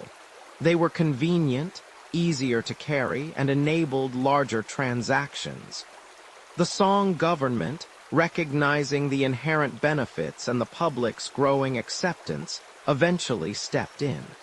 They didn't just regulate jiaozi, they nationalized it. In 1024 AD, the imperial government established an official bureau in Sichuan for the issuance of government-backed jiaozi. This wasn't just a promise between merchants. This was the state guaranteeing the value of the paper. This single act marked the undisputed birth of true paper money as a national, legal tender. You could now walk into a market in Kaifeng, pull out a crisp jiaozi note, and everyone would accept it, confident in the imperial seal that promised its value. It was a groundbreaking shift, moving from inherent value, like gold and silver, to representative value. The paper itself was worthless, but what it represented was power. The ingenuity of these early banknotes was remarkable. To combat the persistent problem of forgery, which you'll remember plagued metal coinage as well, the Song government implemented sophisticated anti-counterfeiting measures. These included printing on specially prepared mulberry bark paper, using multiple colors of ink, incorporating intricate designs that were difficult to replicate, and applying unique government seals and serial numbers. Some notes even included a secret mark that changed color when held up to the light, or had a raised impression that could be felt. It was an early form of security printing that would make many a modern-day counterfeiter scratch their head. They even printed images of trees and houses on them, often surrounded by elaborate borders, making them surprisingly beautiful for what was essentially a receipt for your wealth.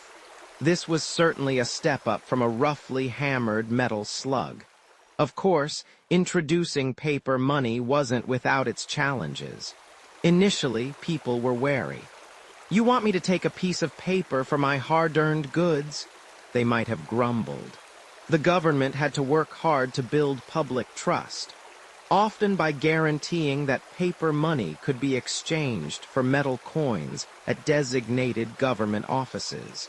But as the convenience became undeniable, and as the government's need for metal for its own purposes grew, paper money gradually became more and more entrenched in the daily economy. Historians still argue whether the primary driver for the adoption of paper money was purely convenience and economic growth, or if it was more a desperate measure to cope with chronic copper shortages and the need to fund ever-expanding military expenditures. Regardless, the genie was out of the bottle. From jiaozi, the Song dynasty went on to issue other forms of paper currency, like huizi, which became even more widely circulated, and eventually led to the world's first instance of runaway inflation when the government printed too much of it without sufficient reserves. But we'll get to that delicious bit of economic chaos later. For now, just appreciate the sheer lightness of your purse as you stroll through the market. A few paper notes fluttering like butterflies, a far cry from the weighty struggle of those metal coins, let alone a cow. Back in the bustling, often bewildering marketplaces of medieval Europe, you're not seeing flying money quite yet, not really. Here, the clink of metal reigns supreme, though it's a cacophony of clinks, jangles, and thuds from 1,000 different mints. Imagine yourself trudging through the mud of a Frankfurt fair, or the narrow, teeming alleys of Venice, the stench of unwashed bodies, fresh manure, and sizzling sausages filling your nostrils. You sidestep a cart laden with wool, duck under a flapping banner advertising exotic spices, and try not to trip over a stray dog gnawing on a bone. Everywhere you look, merchants haggle, porters strain, and the sheer volume of goods and people is enough to make your head spin. Amidst this chaotic symphony of commerce, a particular sight stands out, often just a simple wooden table, sometimes little more than a plank balanced on 2 barrels. This is the domain of the money changer, and around their humble banco, Italian for bench, a small, quiet drama of wealth is constantly unfolding. You approach one, drawn by the methodical clinking of coins being sorted, weighed, and sometimes even bitten. Yes, bitten. They're not just checking for a soft center, indicating lead or some other base metal cleverly disguised as silver or gold. They're also listening for the true ring of pure metal. It's a sensory experience, this authentication, far removed from the digital transfers you're accustomed to. These individuals are the unsung heroes, or perhaps the notorious villains of the early financial world, depending on which side of their exchange rate you find yourself. Think back to the Roman Empire, and their vast network of standardized coins that helped grease the wheels of their economy. Well, after the fall of Rome, Europe fractured into countless smaller kingdoms, duchies, and city-states, each with its own mint, its own rulers, and its own idea of what constituted a good coin. You've got Venetian ducats, Florentine florins, French livers, English sterling, and a dizzying array of regional issues, each varying in purity, weight, and even the simple elegance of its design. Trying to do business across these borders with a purse full of mixed coinage would be like trying to pay your modern rent with a handful of arcade tokens, a few foreign bus passes, and a shiny button. Utterly impractical. And you'd probably get laughed out of town if you weren't simply fleeced. You probably won't survive this economic gauntlet without losing your shirt, your shoes, and possibly your sense of humor. This is where the money changer steps in. They are the human conversion tables, the living, breathing ATMs of their age. You present your collection of assorted coins, perhaps a few worn silver pennies from Wessex, a shiny gold florin you picked up in Italy, and a handful of whatever local currency you managed to acquire. The money changer, with practiced ease, examines each one. They weigh them on tiny, precise scales. They tap them on their wooden table clink, clink, clink, listening for the true resonance of the metal. They inspect the edges for clipping, a common trick where unscrupulous individuals would shave tiny slivers of precious metal off the coins, accumulating a small fortune of dust. It's meticulous work, and their livelihood, and indeed your ability to trade, depends on their accuracy and honesty, or at least their reputation. The fees were, of course, their living. A small percentage here, a slightly less favorable exchange rate there. And over time, these individuals began to accumulate significant capital.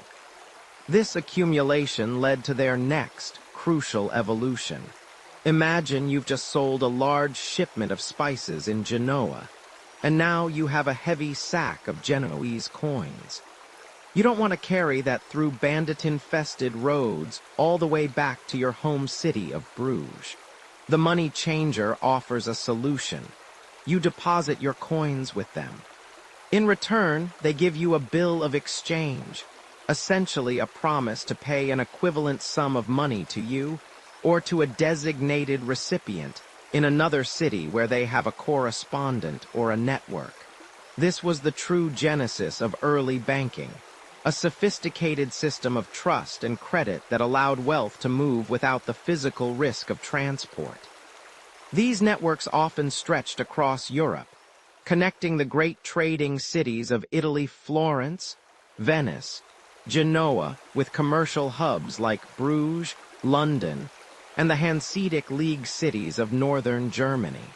A mainstream historical fact is that many of the foundational practices of modern banking, including the use of bills of exchange and double-entry bookkeeping, originated in these very Italian city-states during the medieval period, driven by the needs of their burgeoning international trade. And what about those benches? The banco became more than just a table for exchange. It became a symbol of their business. If a money changer failed in their obligations, if they ran out of money, or were caught defrauding customers, their banco might literally be broken in public, a humiliating and definitive declaration of their insolvency. This is where the term bankrupt derives from the Italian bancarotta, meaning broken bench. It's a quirky tidbit that reminds you just how tangible and physical these early financial institutions were. Your reputation was everything, and a broken bench was the ultimate ruin. Now, while these early bankers facilitated commerce, they also ran into some ethical dilemmas, particularly concerning usury, the practice of lending money at interest. The Catholic Church, dominant in medieval Europe, generally condemned usury as sinful, believing that money should not breed money. This created a fascinating and often fraught situation. Christian money changers often navigated this by focusing on currency exchange and bills of exchange, which were seen as legitimate fees for a service, rather than outright interest on a loan. However, there was still a need for credit, particularly for risky ventures. Historians still argue whether the Church's stance on usury, by making it difficult for Christians to openly lend at interest, significantly propelled the Jewish community into the role of moneylenders, or if it was a more complex interplay of economic necessity and social exclusion. Whatever the exact dynamic, Jewish moneylenders played a crucial, albeit often marginalized and persecuted, role in providing capital in medieval Europe. The services offered by these nascent banks expanded. Beyond simple exchange and bills of exchange, they began accepting deposits for safekeeping, offering rudimentary forms of loans, often disguised as complex exchange deals to circumvent usury laws, and even providing payment services for merchants. You could instruct your money changer in Florence to pay a certain sum to a supplier in Bruges, and through their network of correspondence, the payment would be made without a single coin physically traveling the entire distance. Remember China's flying money? This wasn't paper, but it was certainly a form of flying credit, allowing value to transcend physical boundaries. It wasn't a joke when merchants said their wealth was on the books. It literally was in the ledgers of these early financial pioneers. The risks were immense for these individuals. They had to be expert judges of coin purity, vigilant against forgeries. A problem that, as you remember, plagued even the Romans and shrewd negotiators. They also bore the risk of theft, bad debts, and political instability. Yet, Their ingenuity, born out of the practical necessities of a fragmented European economy, laid the essential groundwork for the vast, interconnected financial systems that govern your world today. From a simple wooden bench, the concept of a bank began to take shape, gradually expanding its services, solidifying its role, and ultimately transforming how wealth was managed, transferred, and multiplied, setting the stage for the global economy to come. The era of carrying cows or even heavy bags of shells was firmly in the past. Now, even carrying all those individual coins was becoming obsolete. The future was about trusting a piece of paper or a record in a ledger, backed by the reputation of the banco. It's a remarkable journey, really, from a clinking coin on a wooden table to the instantaneous digital transactions you perform every day. You've just concluded your bustling day at the medieval market, perhaps bartering for goods or exchanging a confusing jumble of foreign coinage with those sharp-eyed money changers we chatted about. You're left, after all that financial gymnastics, with a hefty pouch or perhaps a small casket filled with gleaming gold. It's undeniably beautiful, a warm, heavy weight in your hands, the kind that whispers of security and future comforts. But carrying all that valuable metal, well, it's a genuine burden, isn't it?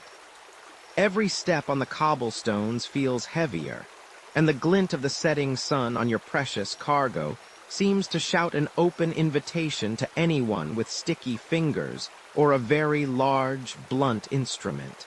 You glance towards your modest dwelling with its thin wooden door and straw-filled mattress, and you know deep down that's not exactly a Fort Knox. But then, a flicker of memory, a whispered name, leads you through the narrow, winding streets. You remember the goldsmith, not merely a master artisan who meticulously coaxes raw metal into intricate jewelry or sturdy chalices. No, this individual holds a different kind of power. Their workshop isn't just a place of creation, it's a fortress. Its walls are thick, built of solid stone, far more robust than any other structure in the bustling town. The massive oak door, reinforced with bands of iron, groans on its hinges, a sound that hints at the formidable security within. Perhaps there's even a rather large, perpetually disgruntled dog slumped by the entrance, eyeing everyone with suspicion. It's the vault, however, dark and imposing, hidden deep within the workshop's labyrinthine interior, that truly catches your hopeful eye. This, you sense, is where the story of your wealth, and indeed the story of money itself, takes its most pivotal turn. With a cautious knock, you enter, and after a moment the goldsmith emerges, his hands dusted with fine gold leaf, his eyes shrewd and appraising. You lay your heavy sack before him. He weighs it with a practiced hand, the clink of metal against the brass scales echoing in the quiet room. He makes a meticulous note in a formidable leather-bound ledger, his quills scratching rhythmically across the parchment. Then, with a flourish that suggests a transaction of immense importance, he hands you a small, unassuming piece of vellum. On it, a simple, elegant script. Bearer is entitled to X amount of pure gold held in safe keeping. This, my friend, is your very first bank receipt. You might not realize it yet, but in your slightly grubby hand, you are holding the very genesis of modern finance, a paper promise that will soon outshine the gold it represents. Now, fast forward a few weeks. You need to settle a substantial debt with a merchant who just arrived with a fresh shipment of exotic spices from the East. Normally, you'd trudge back to the goldsmith, withdraw your gold, and then painstakingly count it out for the merchant. But not today. Instead, you simply produce that small piece of parchment, the goldsmith's receipt. The spice merchant, Knowing the goldsmith's unimpeachable reputation for integrity and security, accepts it without a moment's hesitation. Why would he demand the actual gold when this piece of paper is not only easier to carry and less risky, but also just as good, if not better, than the cumbersome metal itself? And just like that, these receipts, these promises of gold, begin to circulate like wildfire. They are lighter than those ancient cowrie shells we discussed. You still find them sometimes on a quiet beach, little echoes of a bygone economy, and certainly less temperamental and messy than a live cow. Meanwhile, our shrewd goldsmith, observing the steady ebb and flow of his customers, notices something profound. He sees your gold, and the gold of dozens of others, sitting there, inert, gathering dust in his vault. Day after day, week after week, it just sits. Very, very rarely do all his depositors show up at once, clamoring for their entire stash back. This is his light bulb moment, the grand epiphany that sparks the very concept of a bank as we know it. He thinks, what if I lend out some of this idle gold? It's just sitting there, not making a single penny for me, or for its owner for that matter. So, one day, a local entrepreneur approaches him, needing capital to expand his weaving operation, or perhaps to finance a daring new trading voyage. The goldsmith, instead of giving them his own personal gold, which he might need for his craft, issues a loan from the gold you and others have entrusted to his care. And for this invaluable service, he charges interest. A small fee for the privilege of borrowing, a little extra on top of the original sum. This is the precise moment when the goldsmith transcends his role as a mere safekeeper and begins to play the subtle, yet profoundly transformative, role of a financial intermediary. He is, almost imperceptibly, becoming a banker. This is a truly revolutionary and, frankly, a bit audacious idea. He's lending out something that isn't technically his, based entirely on the statistical probability that you won't all demand your actual gold back at the same moment. This, dear listener, is the very essence of what we now call fractional reserve banking. He keeps a mere fraction of the total deposits on hand, just in case a few people show up, but he lends out the vast majority of the rest. It's brilliant, undeniably efficient, and if you happen to be the one asking for your gold and it turns out to be on loan, well, you probably won't survive this situation with your temper intact, let alone your wealth. You'd be absolutely livid, feeling utterly betrayed. And indeed, sometimes, everyone did want their gold back all at once. Perhaps a rumor would sweep through the town. The goldsmith had made a truly dreadful loan, or a jealous rival merchant started whispering doubts about his solvency. Panic, a contagious financial disease, would ripple through the populace. And suddenly, a surging, anxious crowd would gather outside the goldsmith's reinforced door, all clamoring for their gold right now. If the goldsmith hadn't been careful, if he hadn't meticulously managed his reserves, his carefully constructed house of paper promises would come crashing down with a resounding boom.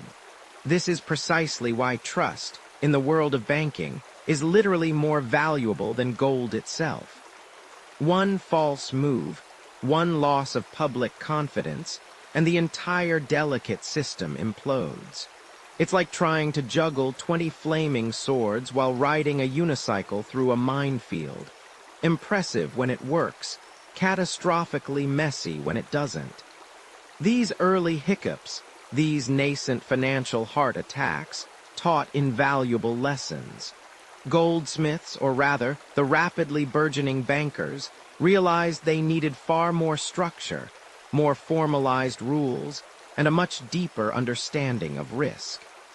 They needed to manage their loans with exquisite care, meticulously assess the trustworthiness of borrowers, and most crucially, constantly cultivate and maintain public confidence.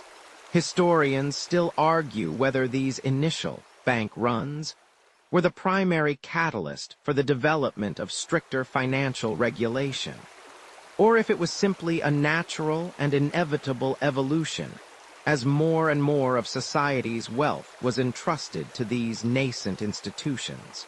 Consider, for instance, the legendary Medici family in Florence, Italy. While they didn't begin as simple goldsmiths, they took these fundamental principles of deposits and loans, and by the 14th and 15th centuries, perfected the art of banking. They became so incredibly powerful. They essentially ran the entire city-state of Florence and even financed kings, popes, and wars across Europe. They transformed these informal practices into a sophisticated network spanning vast distances, with branches and agents meticulously moving money, or more accurately, promises of money, across entire continents. They even developed groundbreaking accounting systems, like double-entry bookkeeping, to keep meticulous track of every single florin. It was a far cry from simply weighing riches and trusting a single set of scales, wasn't it? And here's a quirky little tidbit. Some of these early goldsmith bankers, in moments of high demand, would occasionally find themselves short of their own personal gold to lend, despite having vaults brimming with customer deposits. In such instances, they would sometimes issue deposit notes that were, quite literally, promises to pay from someone else's gold. It sounds a bit like borrowing your neighbor's sugar to bake cookies for another neighbor, doesn't it? But remarkably, in most cases, it worked. The line between simple safekeeping and full-fledged banking blurred, then, almost imperceptibly, vanished entirely. What began as a convenient service, offering a secure place for your valuable metals, steadily evolved into the incredibly complex global financial system we inhabit today. The goldsmiths, with their strong boxes, sturdy walls, and deeply trusted reputations, had unwittingly laid the absolute foundation for the towering glass and steel structures we call banks in the modern world. From a humble, handwritten receipt for a pile of gold, you now have instantaneous digital transfers, invisible lines of credit, and an entire global economy humming along, all built on that surprisingly fragile, yet incredibly powerful, abstract concept of trust and fractional reserves. It's enough to make you wonder if anyone actually has all that money they claim to have, isn't it? This intricate foundation, built on that delicate balance of trust and the judicious management of promises, would soon face its own set of monumental challenges, particularly the pressing need to standardize and formalize these circulating notes, to give them universal authority.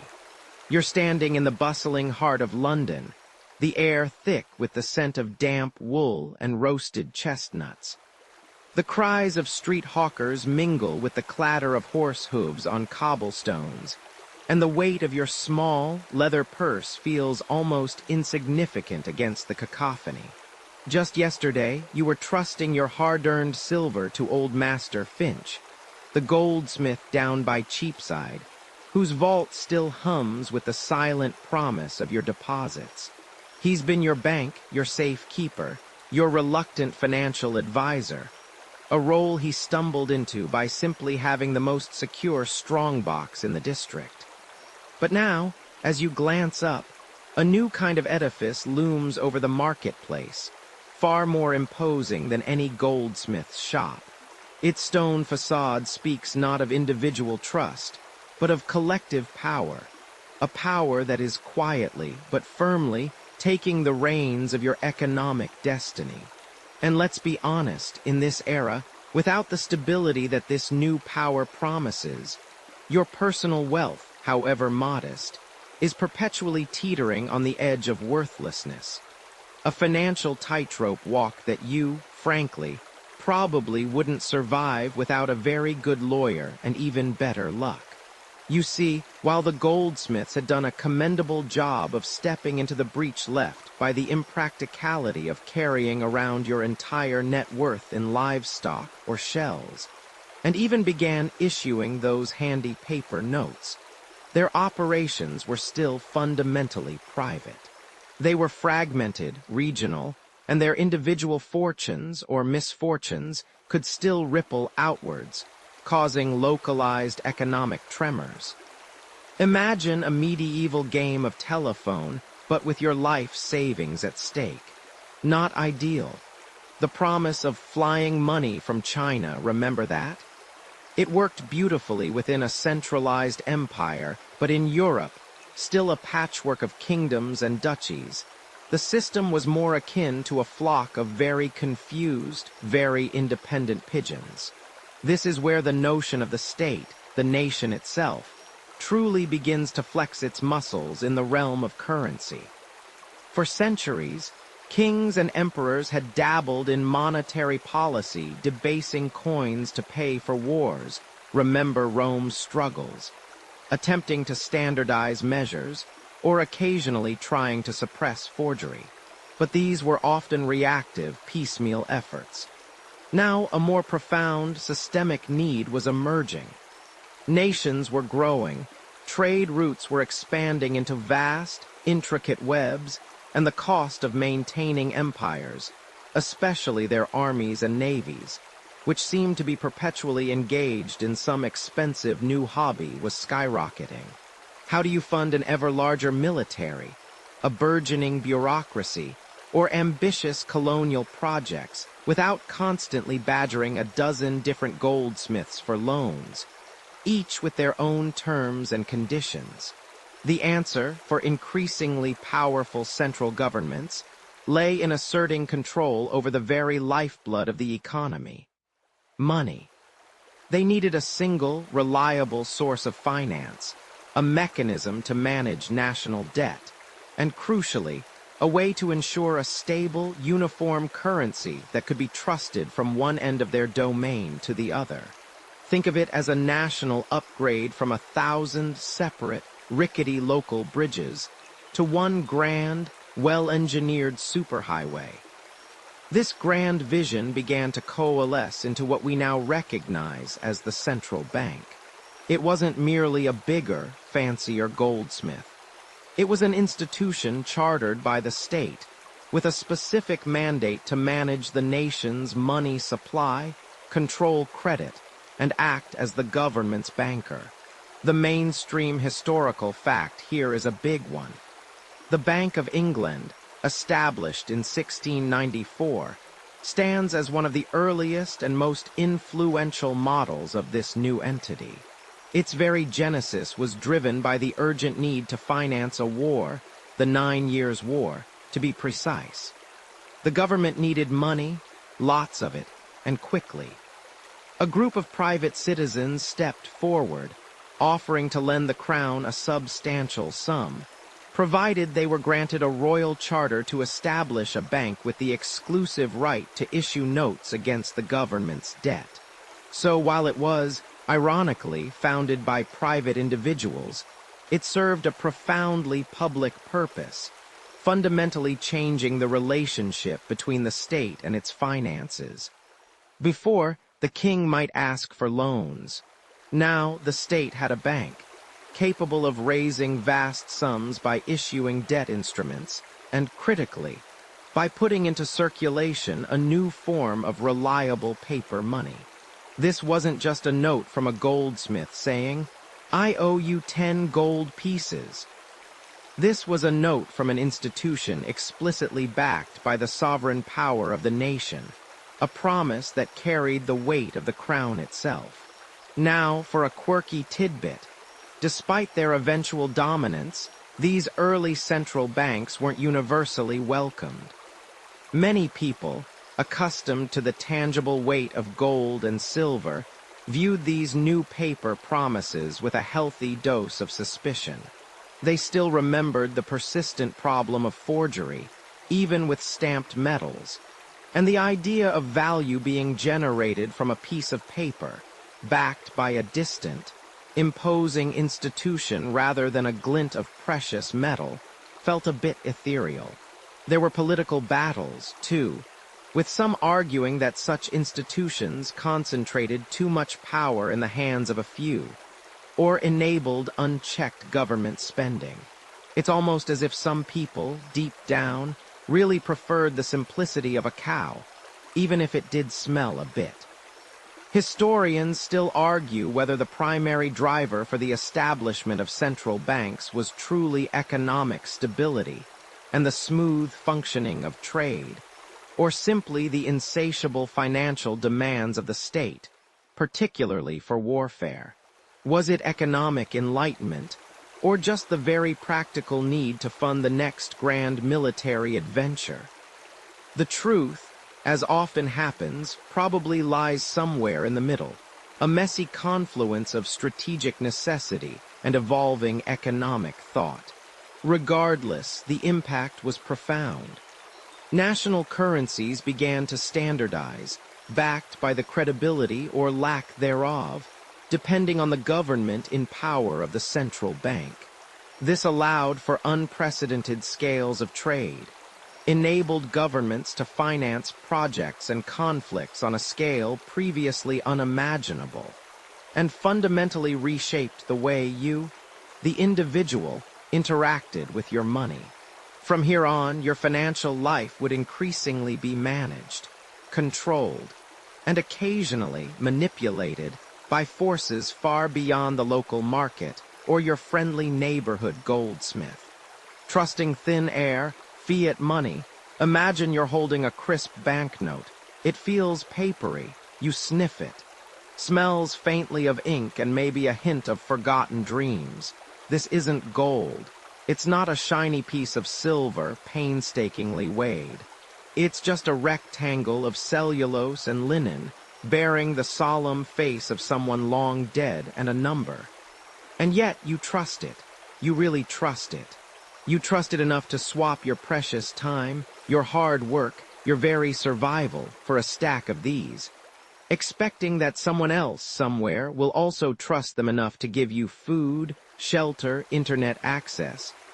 All the things that keep you from, well, let's be honest, probably not surviving this. You could be a master survivalist in the wilderness, but try buying a latte with a handful of artisanal flint chips.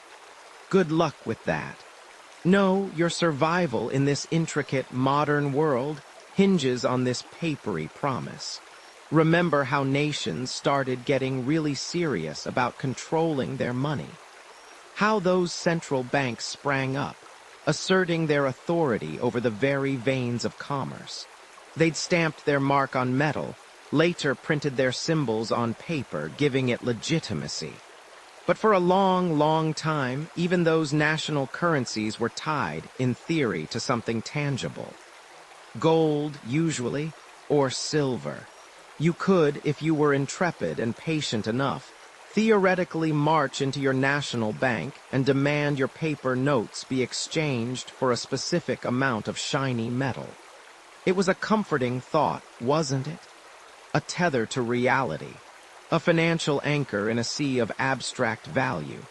Then, slowly at first, and then with a rather abrupt global shrug, that anchor was cut.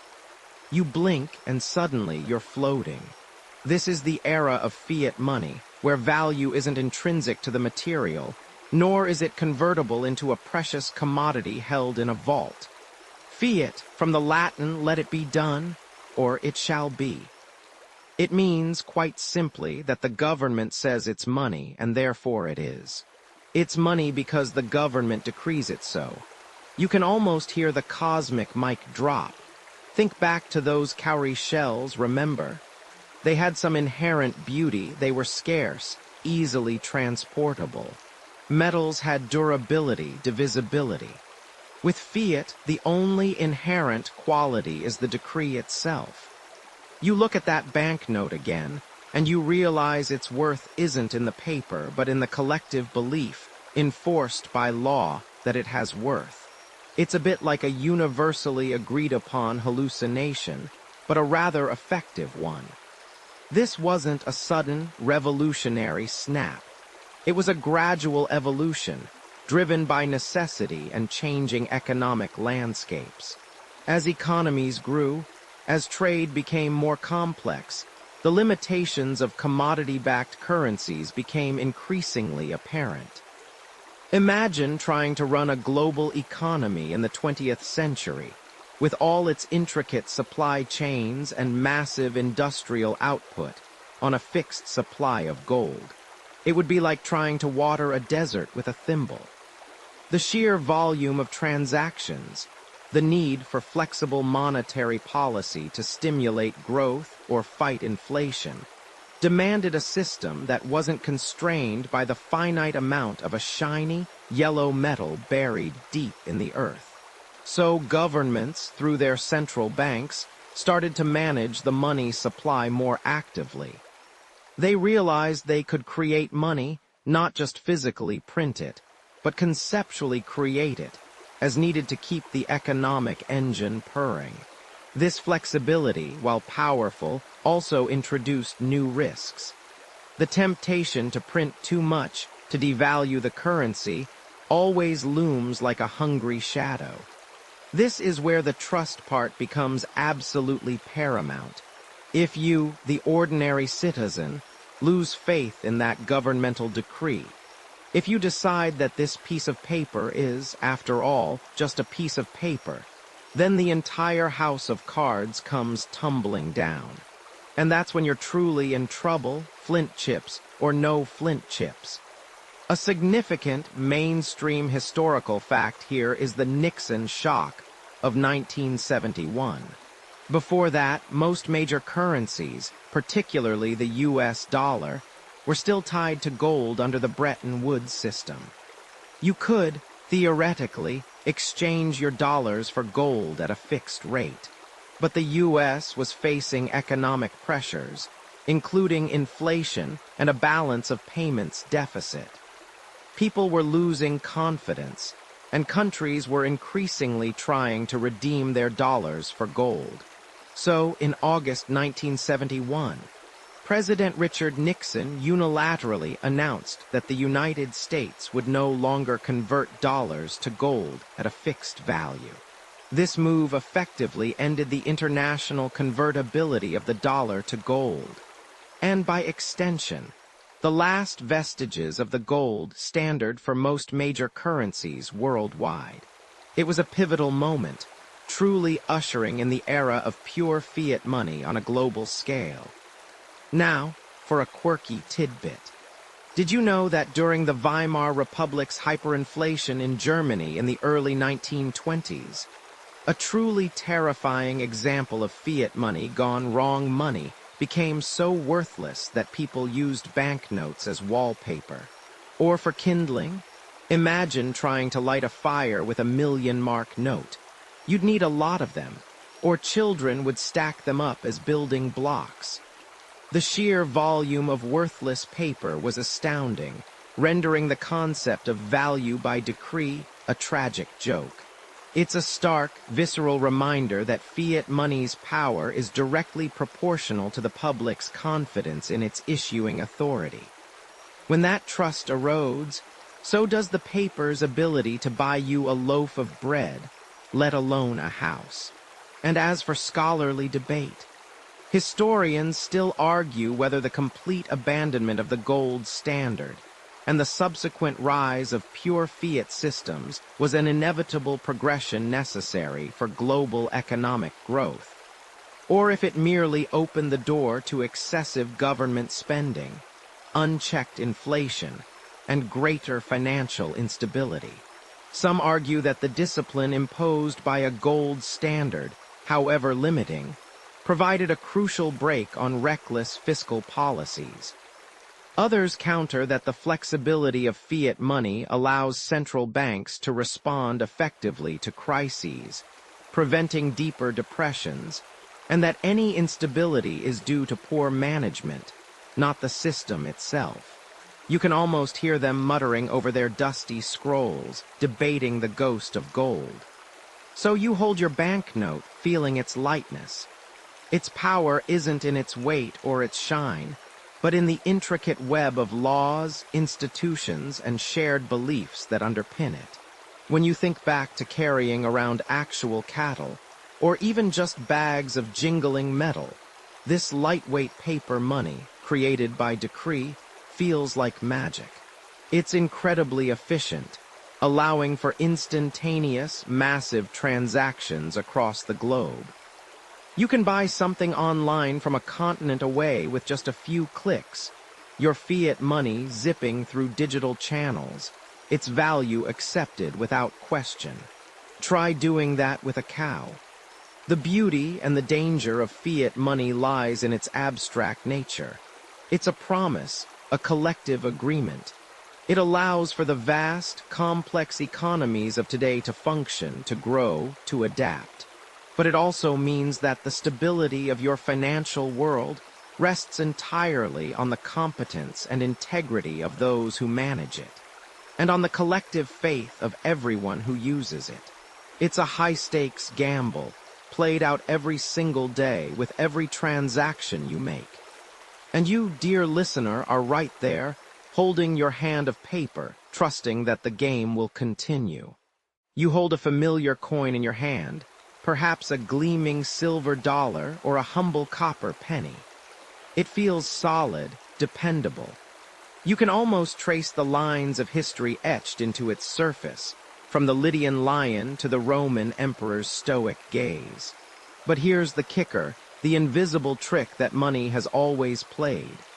Its worth, the actual purchasing power it commands, is a shape-shifting phantom. It breathes in and out, expands and contracts, all without changing its physical form. Imagine for a moment that feeling of steady weight in your palm. Yet the unseen, constant dance of inflation and deflation is already swirling around it, tugging at its value like an invisible tide. This isn't about how much gold or silver is in the coin, or even if it's just a piece of paper like China's flying money we talked about. This is about what that coin, that piece of paper, can get you. And that, my friend, is where the fun begins. Or, depending on the era you're living in, where the panic sets in. Think about inflation. It's like a sneaky, invisible pickpocket. You wake up, grab your fiat money, and head to the market. Remember those days when you could fill your basket with cowrie shells and trade for a feast? Well, now you're carrying a wallet full of what looks like the same amount of cash, but suddenly that feast costs more. A lot more. Inflation is simply too much money chasing too few goods. Prices rise, and your hard-earned cash starts to feel a bit lighter, like it's been on an involuntary diet. You might go to buy that fancy new smart device, the one you've been saving for, and overnight, the price has jumped 10%. You stare at the tag, blink, then stare again, wondering if your eyes are playing tricks on you. Wait, you murmur. I had enough for this yesterday. Welcome to the subtle erosion of your purchasing power. It's the feeling of running on a treadmill, working hard, saving up, only to find the finish line keeps moving further away. Now reverse that. Imagine deflation. This is when prices start to fall. Sounds great, right? Everything gets cheaper. You can finally afford that super-sized, diamond-encrusted historical map you've always wanted. But hold on, the joy is fleeting, because deflation often signals something much more sinister. A shrinking economy, widespread job losses, and a general lack of demand. When people are worried about losing their jobs, or already have, they stop buying. Businesses struggle, reduce prices to attract buyers, but people are still hesitant. Why buy today when it might be cheaper tomorrow? This creates a downward spiral. That car you wanted. Now it's 20% off, but you're too busy worrying about how you'll pay your rent next month to even think about it. It's like being offered a free gourmet meal, but you've just lost your sense of taste. Historians still argue whether the massive influx of silver from the New World into 16th century Europe was the primary cause of what's known as the price revolution, a period of sustained inflation that reshaped economies and societies. Was it purely the increased money supply, or were other factors, like population growth and changing land use, just as significant? It's a bit like trying to figure out if your bad mood is from lack of coffee or the universe simply conspiring against you. Let's talk about the extreme ends of this spectrum. Hyperinflation. You trudge down the street not with a purse, but a wheelbarrow, possibly even a small cart, filled with bundles of banknotes, all to buy a loaf of bread. Or maybe a single egg. This isn't a joke. This actually happened. In 1923, during the Weimar Republic's hyperinflation, prices doubled every few days. Workers would get paid twice a day, and rush to spend their wages before they became worthless. Imagine getting paid, seeing your entire week's salary instantly devalued before you even reach the baker. If you'd lived through that, you probably wouldn't survive this. The constant anxiety of your money evaporating faster than morning dew. People reverted to bartering, using anything from cigarettes to actual shovels as a stable medium of exchange. A stark reminder of our early ancestors trading cows, except now it's out of desperation, not convenience. The very concept of money, that symbol of trust and value we discussed when governments started stamping metals, completely collapses. Your finely minted coin, once a beacon of state-backed worth, becomes just a shiny piece of metal, utterly useless for buying dinner. And then there's the quirky flip side. Historical instances where specific items became deflationary because of oversupply or discovery. Remember the tulip mania in 17th century Netherlands, where the price of a single tulip bulb soared higher than a nobleman's mansion, only to crash spectacularly, leaving investors penniless. While not strictly money, it illustrates how perceived value, divorced from intrinsic worth, can inflate and then deflate with devastating speed. Or consider the discovery of vast silver deposits in places like Potosi, which, by increasing the supply of the metal used for coinage, contributed to periods of inflation in Spain and beyond, making those Roman roads feel a lot bumpier for merchants trying to calculate their profits. Your ancestors, once so proud of their carefully weighed gold, would have looked at their dwindling purchasing power and wondered if they'd been cursed by a mischievous financial gnome. The challenge for nations, once they asserted monetary control and established central banks to manage national currencies, became exactly this. How do you keep the value of money stable? How do you prevent those wild swings that leave people either hoarding worthless cash or watching their savings disappear? It's a delicate balancing act, like trying to juggle flaming torches while riding a unicycle on a tightrope over a pit of financial quicksand. The trust in fiat money, that belief that a piece of paper has value simply because the government says so, is paramount. But that trust is fragile, constantly tested by these unseen forces. When we talk about the persistent problem of forgery, we usually mean counterfeit coins or fake bills. But inflation, in a way, is a more insidious form of forgery of value. It's not that the money itself is fake, but its power is being faked, eroded without you even seeing the thief. Deflation, on the other hand, makes money too valuable, but at the cost of crippling the economy, making people reluctant to spend, thereby choking off the very commerce that allows society to thrive. So, while you might appreciate the durability and divisibility of metals compared to a herd of cows, or the global charm of cowrie shells, the fundamental problem of value fluctuation has haunted every single form of currency. From the earliest forms of barter's clumsy beginnings to our modern digital transactions, money is always in flux. Its stability is an aspiration, a constant goal for the economic wizards, rather than a fixed reality. And the next time you hear about inflation rates or economic slowdowns, you'll know it's not just abstract numbers on a screen. It's the echoes of history, a continuation of that ancient struggle for a stable, predictable measure of wealth, a quiet battle fought on the invisible battlefield of purchasing power. The challenge, then and now, remains the same. How do you ensure that the value you hold in your hand today is roughly the same as the value you hold tomorrow? It's a question that has puzzled kings, merchants, and even those medieval Europe money changers for centuries, and it continues to shape your world in ways you might not even realize. Invisible transactions, digital money, the rise of electronic payments and cryptocurrencies.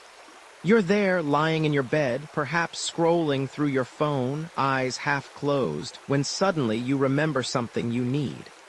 A book, a new pair of fuzzy socks, a gadget that promises to make your life infinitely easier. It won't, but that's a story for another night. You tap a few buttons, your thumb hovers over "Buy Now," and with a gentle, almost imperceptible haptic buzz, it's done. The item is purchased. Funds have vanished from your account, destined for a seller halfway across the globe. No clinking coins, no rustling bills, not even the reassuring weight of a plastic card being swiped. Just a silent, instantaneous transfer of invisible value.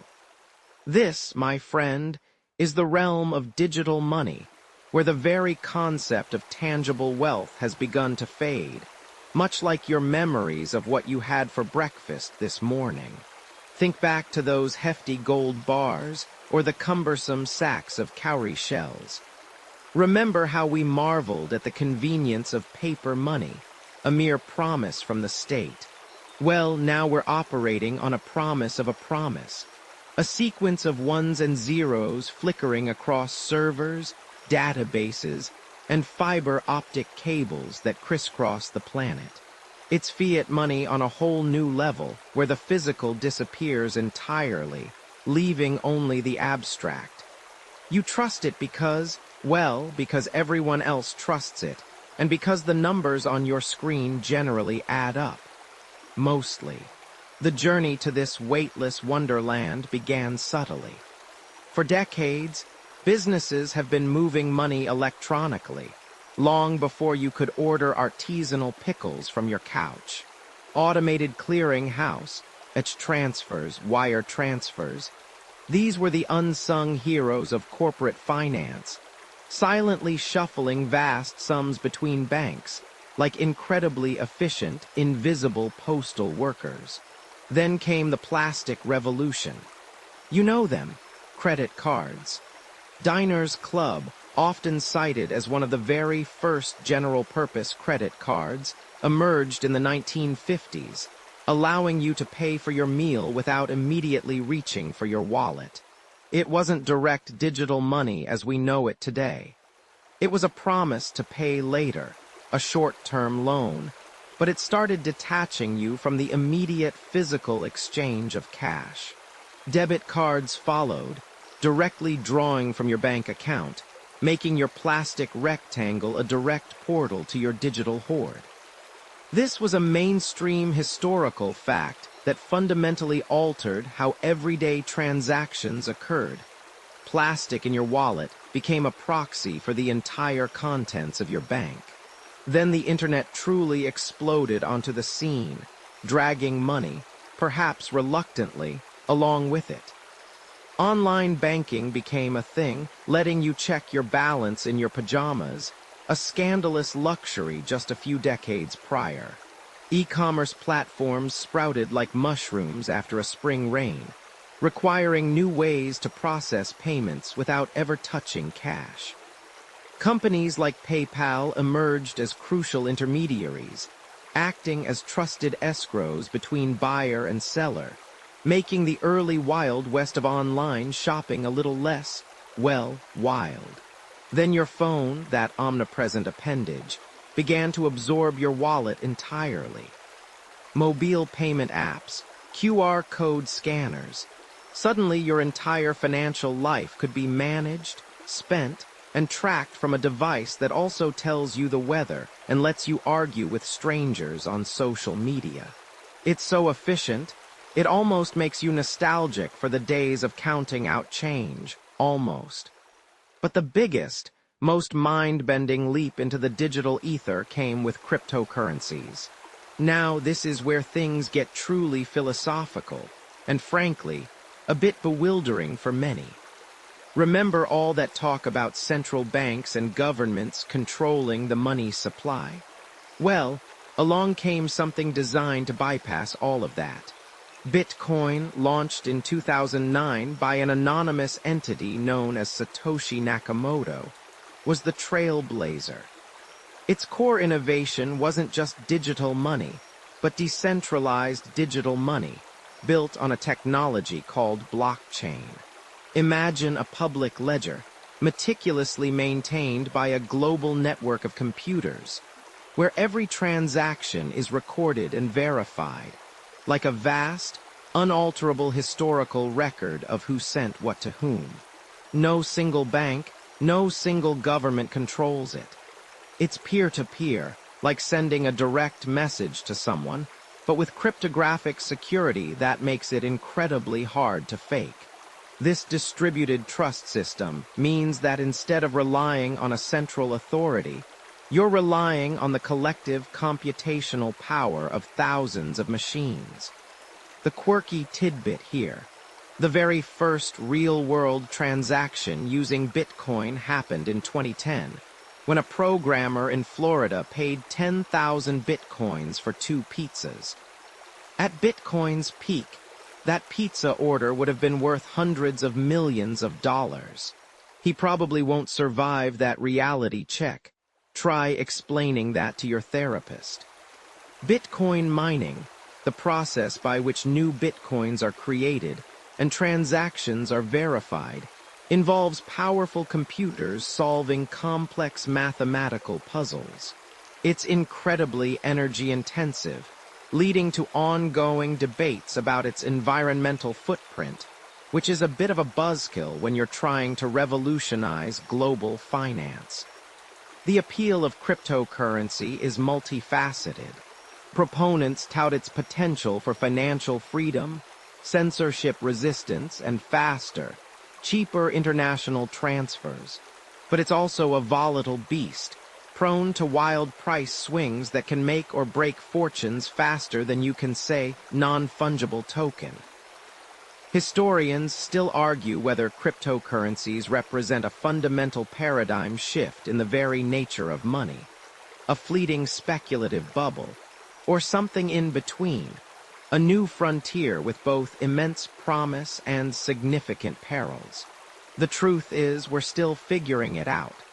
The beauty of digital money is its speed, its convenience, its ability to transcend physical borders. But the downside? Well, when your money is just numbers on a screen, it's also vulnerable to hacks, to system failures, to the whims of algorithms. If your bank's servers crash, if the internet goes down, if a solar flare wipes out our digital infrastructure, you probably won't survive this financially, at least not in the short term. Remember the persistent problem of forgery. Now, instead of a clever engraver with a steady hand, we're talking about sophisticated cybercriminals, phishing scams, and ransomware, all targeting your invisible wealth. It's a constant dance between innovation and the age-old human desire to separate you from your hard-earned value. Whether it's represented by a cow, a shell, a coin, or a string of code, you're trading the physical burden of wealth for the ethereal, often unseen, burden of cybersecurity and trust in a system you can't touch. And as you drift off, consider this. What happens when your money literally evaporates into thin air? Not from inflation, but from a lost password.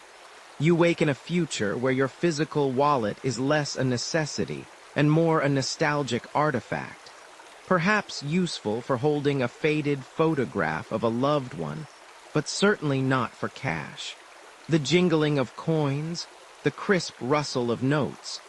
These are the auditory remnants of a bygone era, as distant as the clatter of horse-drawn carriages or the screech of dial-up internet. You might even chuckle, remembering how just a few short decades ago, people actually carried crumpled pieces of printed paper and shiny metal to exchange for goods and services. Can you even begin to fathom the sheer physical burden?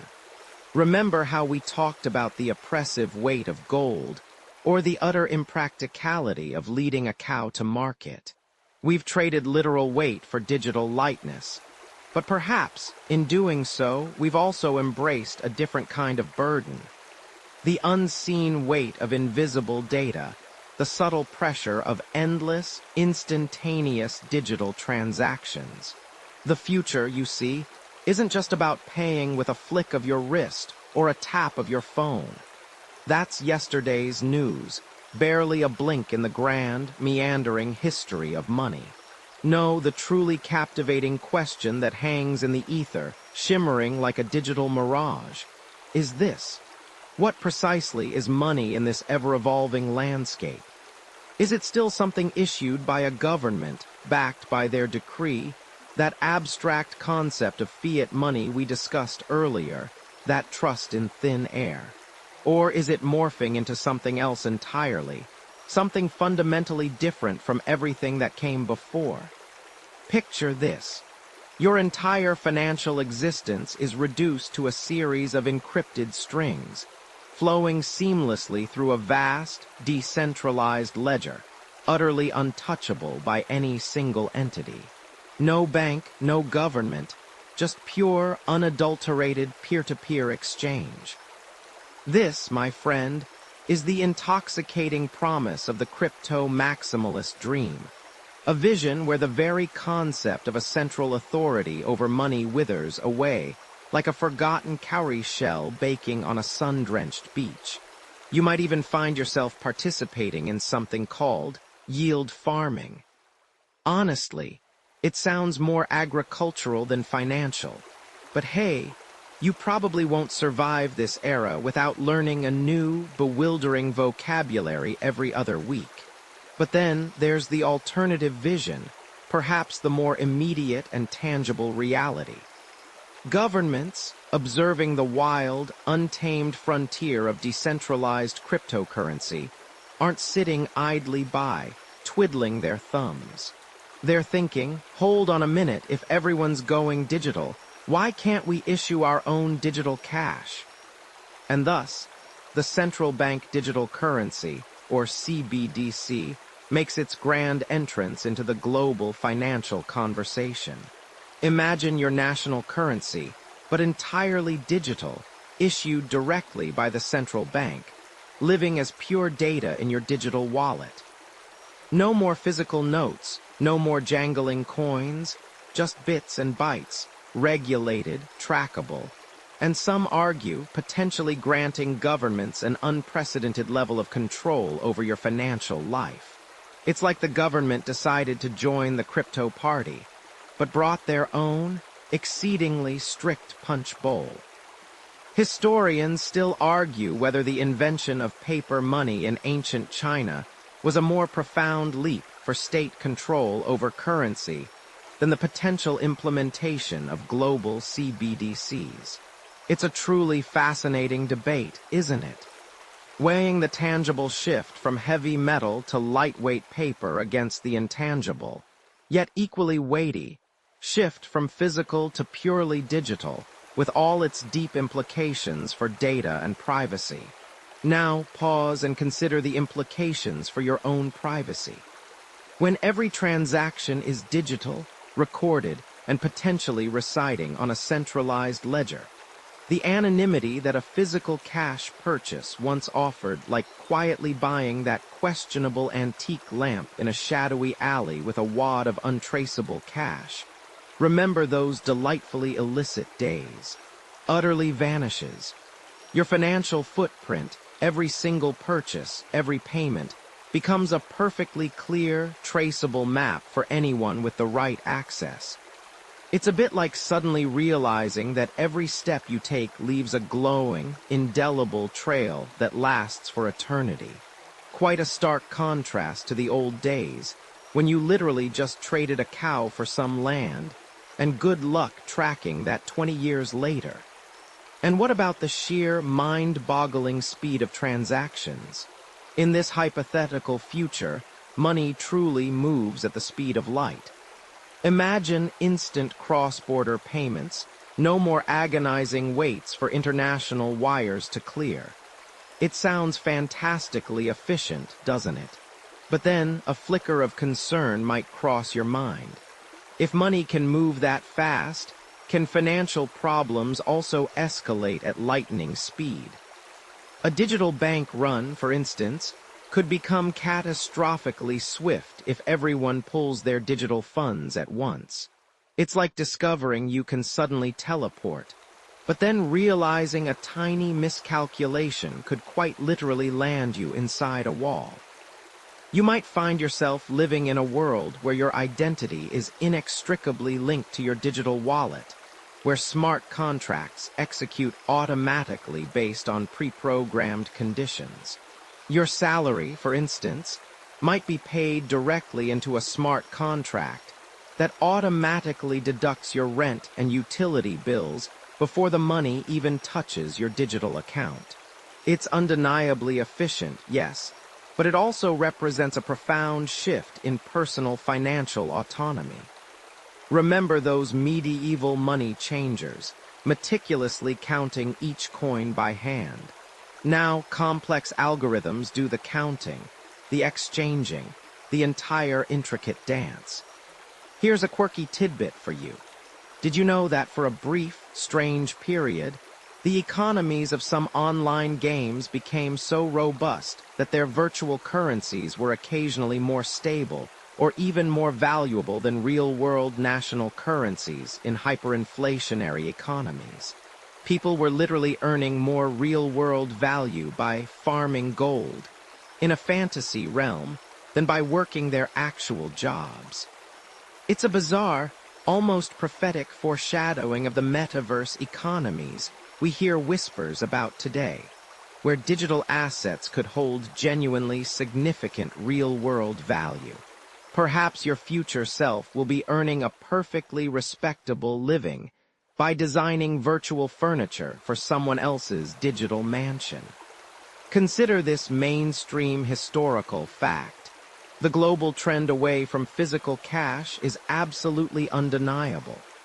In many countries, the volume of cash payments has plummeted dramatically over the last decade, with nations like Sweden often cited as leaders, where some businesses now refuse cash altogether.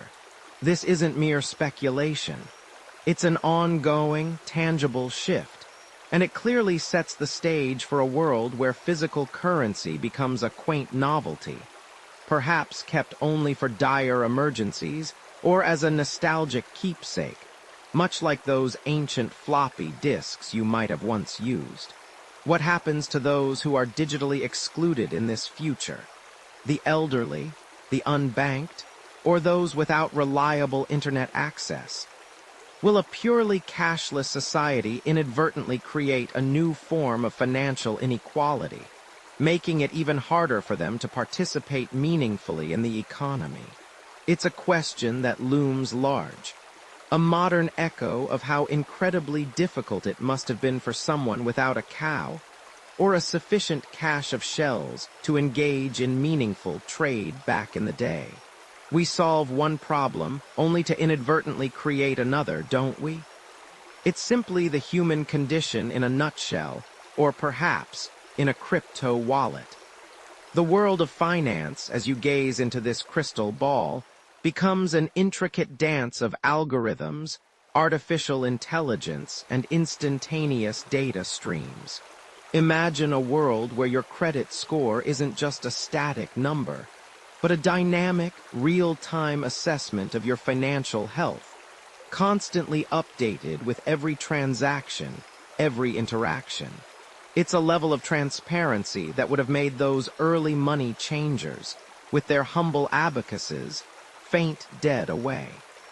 You might even find your smart toaster negotiating with your smart fridge to directly pay its energy bill.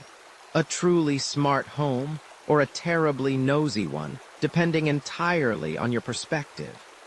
It's certainly a far cry from counting sheep, or even counting coins before you go to sleep. You reach into your pocket, or perhaps you just glance at the glowing screen of your phone. There it is, numbers or a piece of paper with a president's face on it. And just like that, a feeling of security, or perhaps a twinge of anxiety, washes over you. You feel its weight even if it's just digital. You know what it means. It means food. It means shelter. It means that ludicrously oversized inflatable flamingo you've always wanted for your pool, even though you don't have a pool. It means power. But stop for a moment. Look at it again. What is it? It's just a specially printed piece of cotton linen blend or a sequence of ones and zeros stored on a server far, far away. There's no inherent value in the paper itself, certainly no nutritional content in the ink. You can't wear it, eat it, or even really cuddle it, though some might try, I suppose. Yet the entire sprawling, complex edifice of human civilization hinges on this shared, often unspoken belief that this abstract token means something.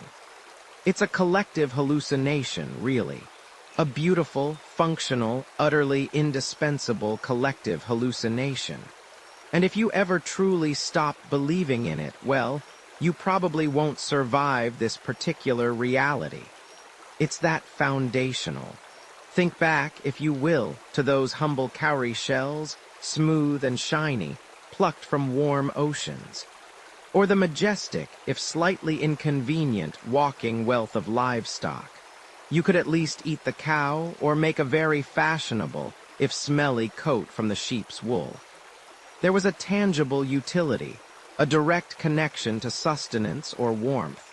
Even the gold and silver, heavy and gleaming, possessed an intrinsic scarcity and beauty that made them desirable, even if you never fashioned them into a really uncomfortable crown. But now we've arrived at a point where money, in its most common forms, is essentially a promise. A promise that you and everyone else will continue to believe that it has value. It's the ultimate exercise in mutual trust, or perhaps mutual delusion. This grand illusion, this collective agreement, truly solidified with the widespread adoption of what we now call fiat money. Remember how central banks eventually took over, asserting national monetary control.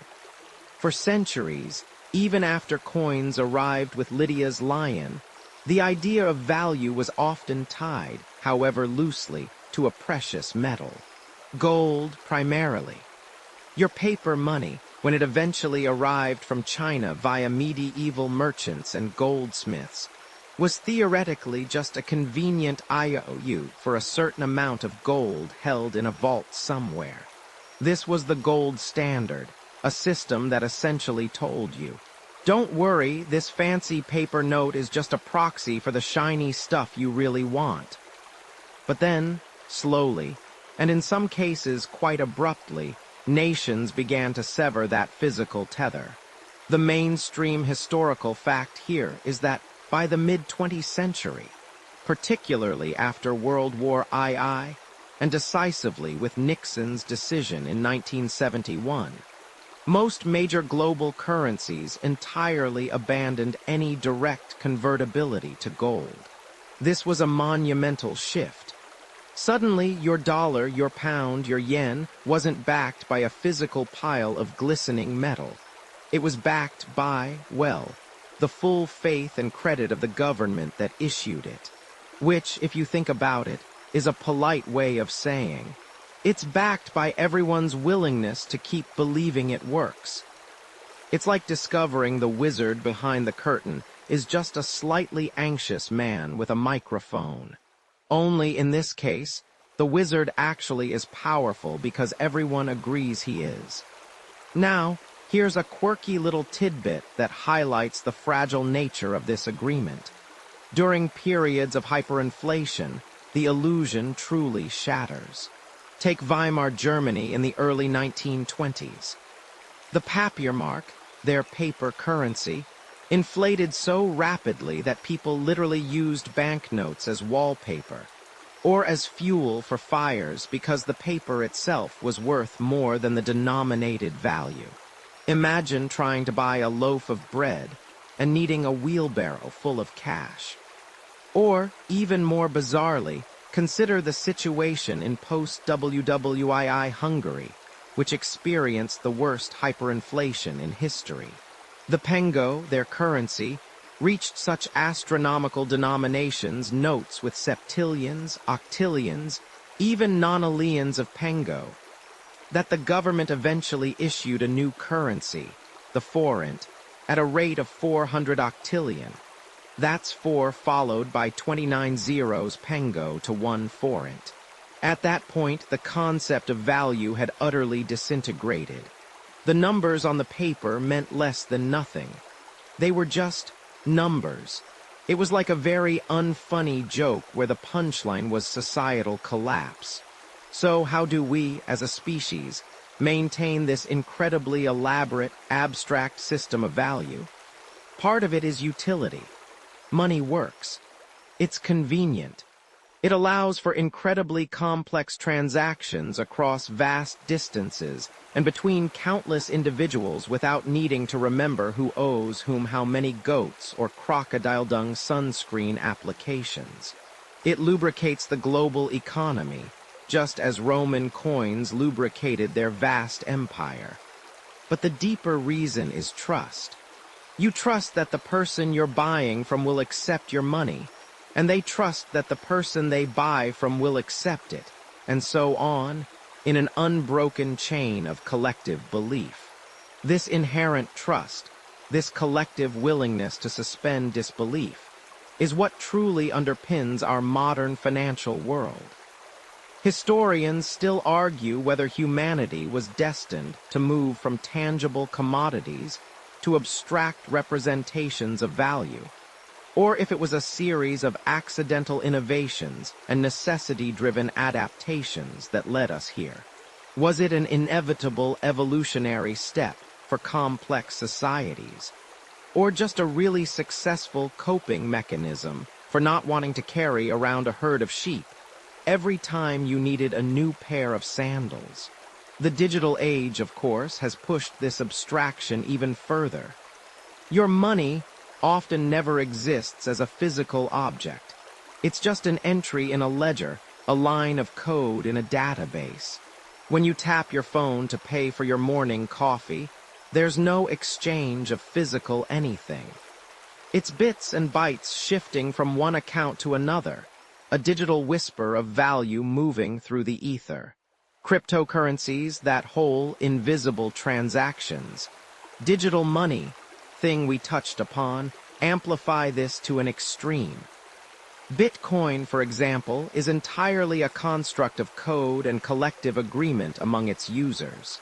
There's no central bank, no government decree.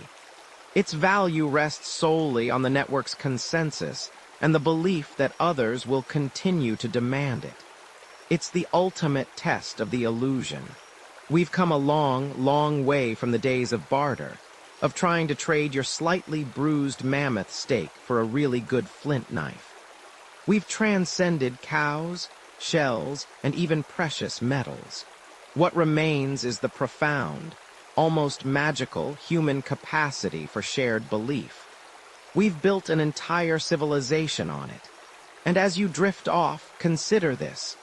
The very security you feel, the comfort of knowing you can buy what you need tomorrow, rests on billions of people continuing to believe in a collective dream. It's a powerful dream, to be sure.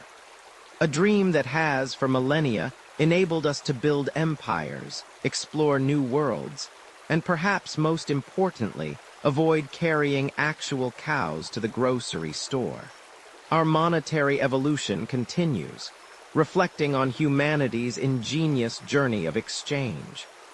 You feel the smooth plastic of your debit card, or perhaps the cool glass of your smartphone, as you tap, swipe, or simply wave it past a sensor. A silent, invisible transfer of value occurs, a digital whisper between accounts. And just like that, your coffee is paid for, your groceries are bagged, your rent is settled. You don't see gold, you don't feel shells clinking in your pocket, and you certainly don't hear the lowing of a cow being exchanged for a new pair of shoes. This is the culmination, for now, of a journey you've traced through millennia, a testament to humanity's incredible ingenuity and our persistent, often quirky, quest for a better way to trade. Think back to the earliest days, when you painstakingly dragged a goat across the muddy ground, hoping the person with the spare flint tools actually wanted a goat. Remember the charming, yet utterly impractical, cowrie shells, beautiful little tokens of value that still, if you think about it, relied entirely on collective agreement for their worth. Or the back-breaking weight of carrying actual metal, even precious gold and silver, before the Lydians, with their clever lions, gave us the coin. If you had to go back to those days, to haggle over livestock or count out thousands of tiny shells just to get a meal, you probably wouldn't survive a week. Honestly, your modern self would be utterly bamboozled by the sheer inefficiency. It's enough to make you appreciate the simple ping of a transaction alert, isn't it? From the very physical, tangible forms of wealth, we've soared into the ethereal. We've seen money transform from something you could literally herd or hold in your hand, to something represented by a symbol on a piece of paper, and now, to an abstract string of data in the cloud. Each step was a response to a practical problem. Cows were heavy, shells were fragile, metals needed weighing, and coins could be counterfeited. China's flying money was a groundbreaking solution to the dangers of carrying too much physical cash on long journeys, a concept so radical that it paved the way for the paper notes you might still occasionally use today. That fundamental shift from money having inherent value, like a cow or a lump of gold, to having assigned value, is perhaps the greatest leap in our monetary evolution. It means we, as a collective, simply agree that a piece of paper or a digital number is worth something. And because we all agree, it is. It's like a global game of let's pretend that somehow built empires and launched rockets. The mainstream historical fact here is precisely this pivot. The evolution from commodity money, where the money itself has intrinsic value, to representative money, like early paper notes backed by gold, and finally to fiat money, where its value comes solely from government decree and public trust. It's a testament to our ability to build complex systems based on shared belief. A quirky, perhaps even humorous, tidbit is that even today, in some remote parts of the world, very traditional forms of exchange persist, like the stone money of Yap, massive carved discs that are so big they aren't even moved. Ownership simply changes. Imagine having your entire life savings represented by a 12-foot diameter rock in the jungle that your neighbor now owns, but you still, ostensibly, use. The biggest challenge there is probably the property taxes. Historians still argue whether the primary driver of monetary innovation was purely economic necessity, the ambition of empires seeking easier taxation and trade, or simply the human desire for greater convenience and security.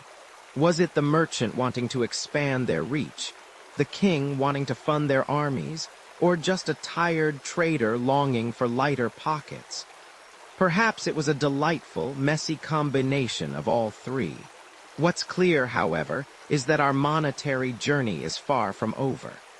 From the Roman roads lubricated by their standardized coins to the invisible global currents of digital payments, money has always been the fluid that allows human civilization to flow, to grow, and to connect.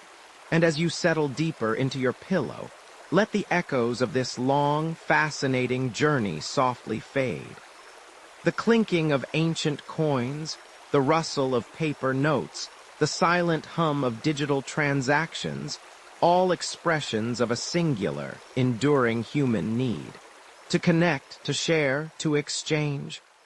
Money, in all its forms, has been humanity's ingenious answer to a fundamental problem, and its evolution reflects our own adaptability, our capacity for trust, and our endless creativity.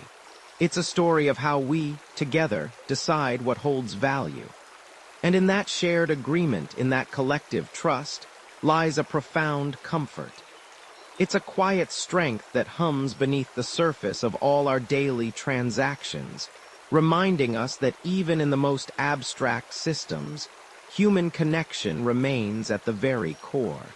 The complexity of it all, the grand dance of economies, the whispers of billions of transactions happening at once, all boils down to a simple, reassuring truth. We, as a species, are incredibly good at finding ways to make things work, even something as intangible as value. And for tonight, that's enough to gently carry you into the quiet embrace of slumber. Sweet dreams.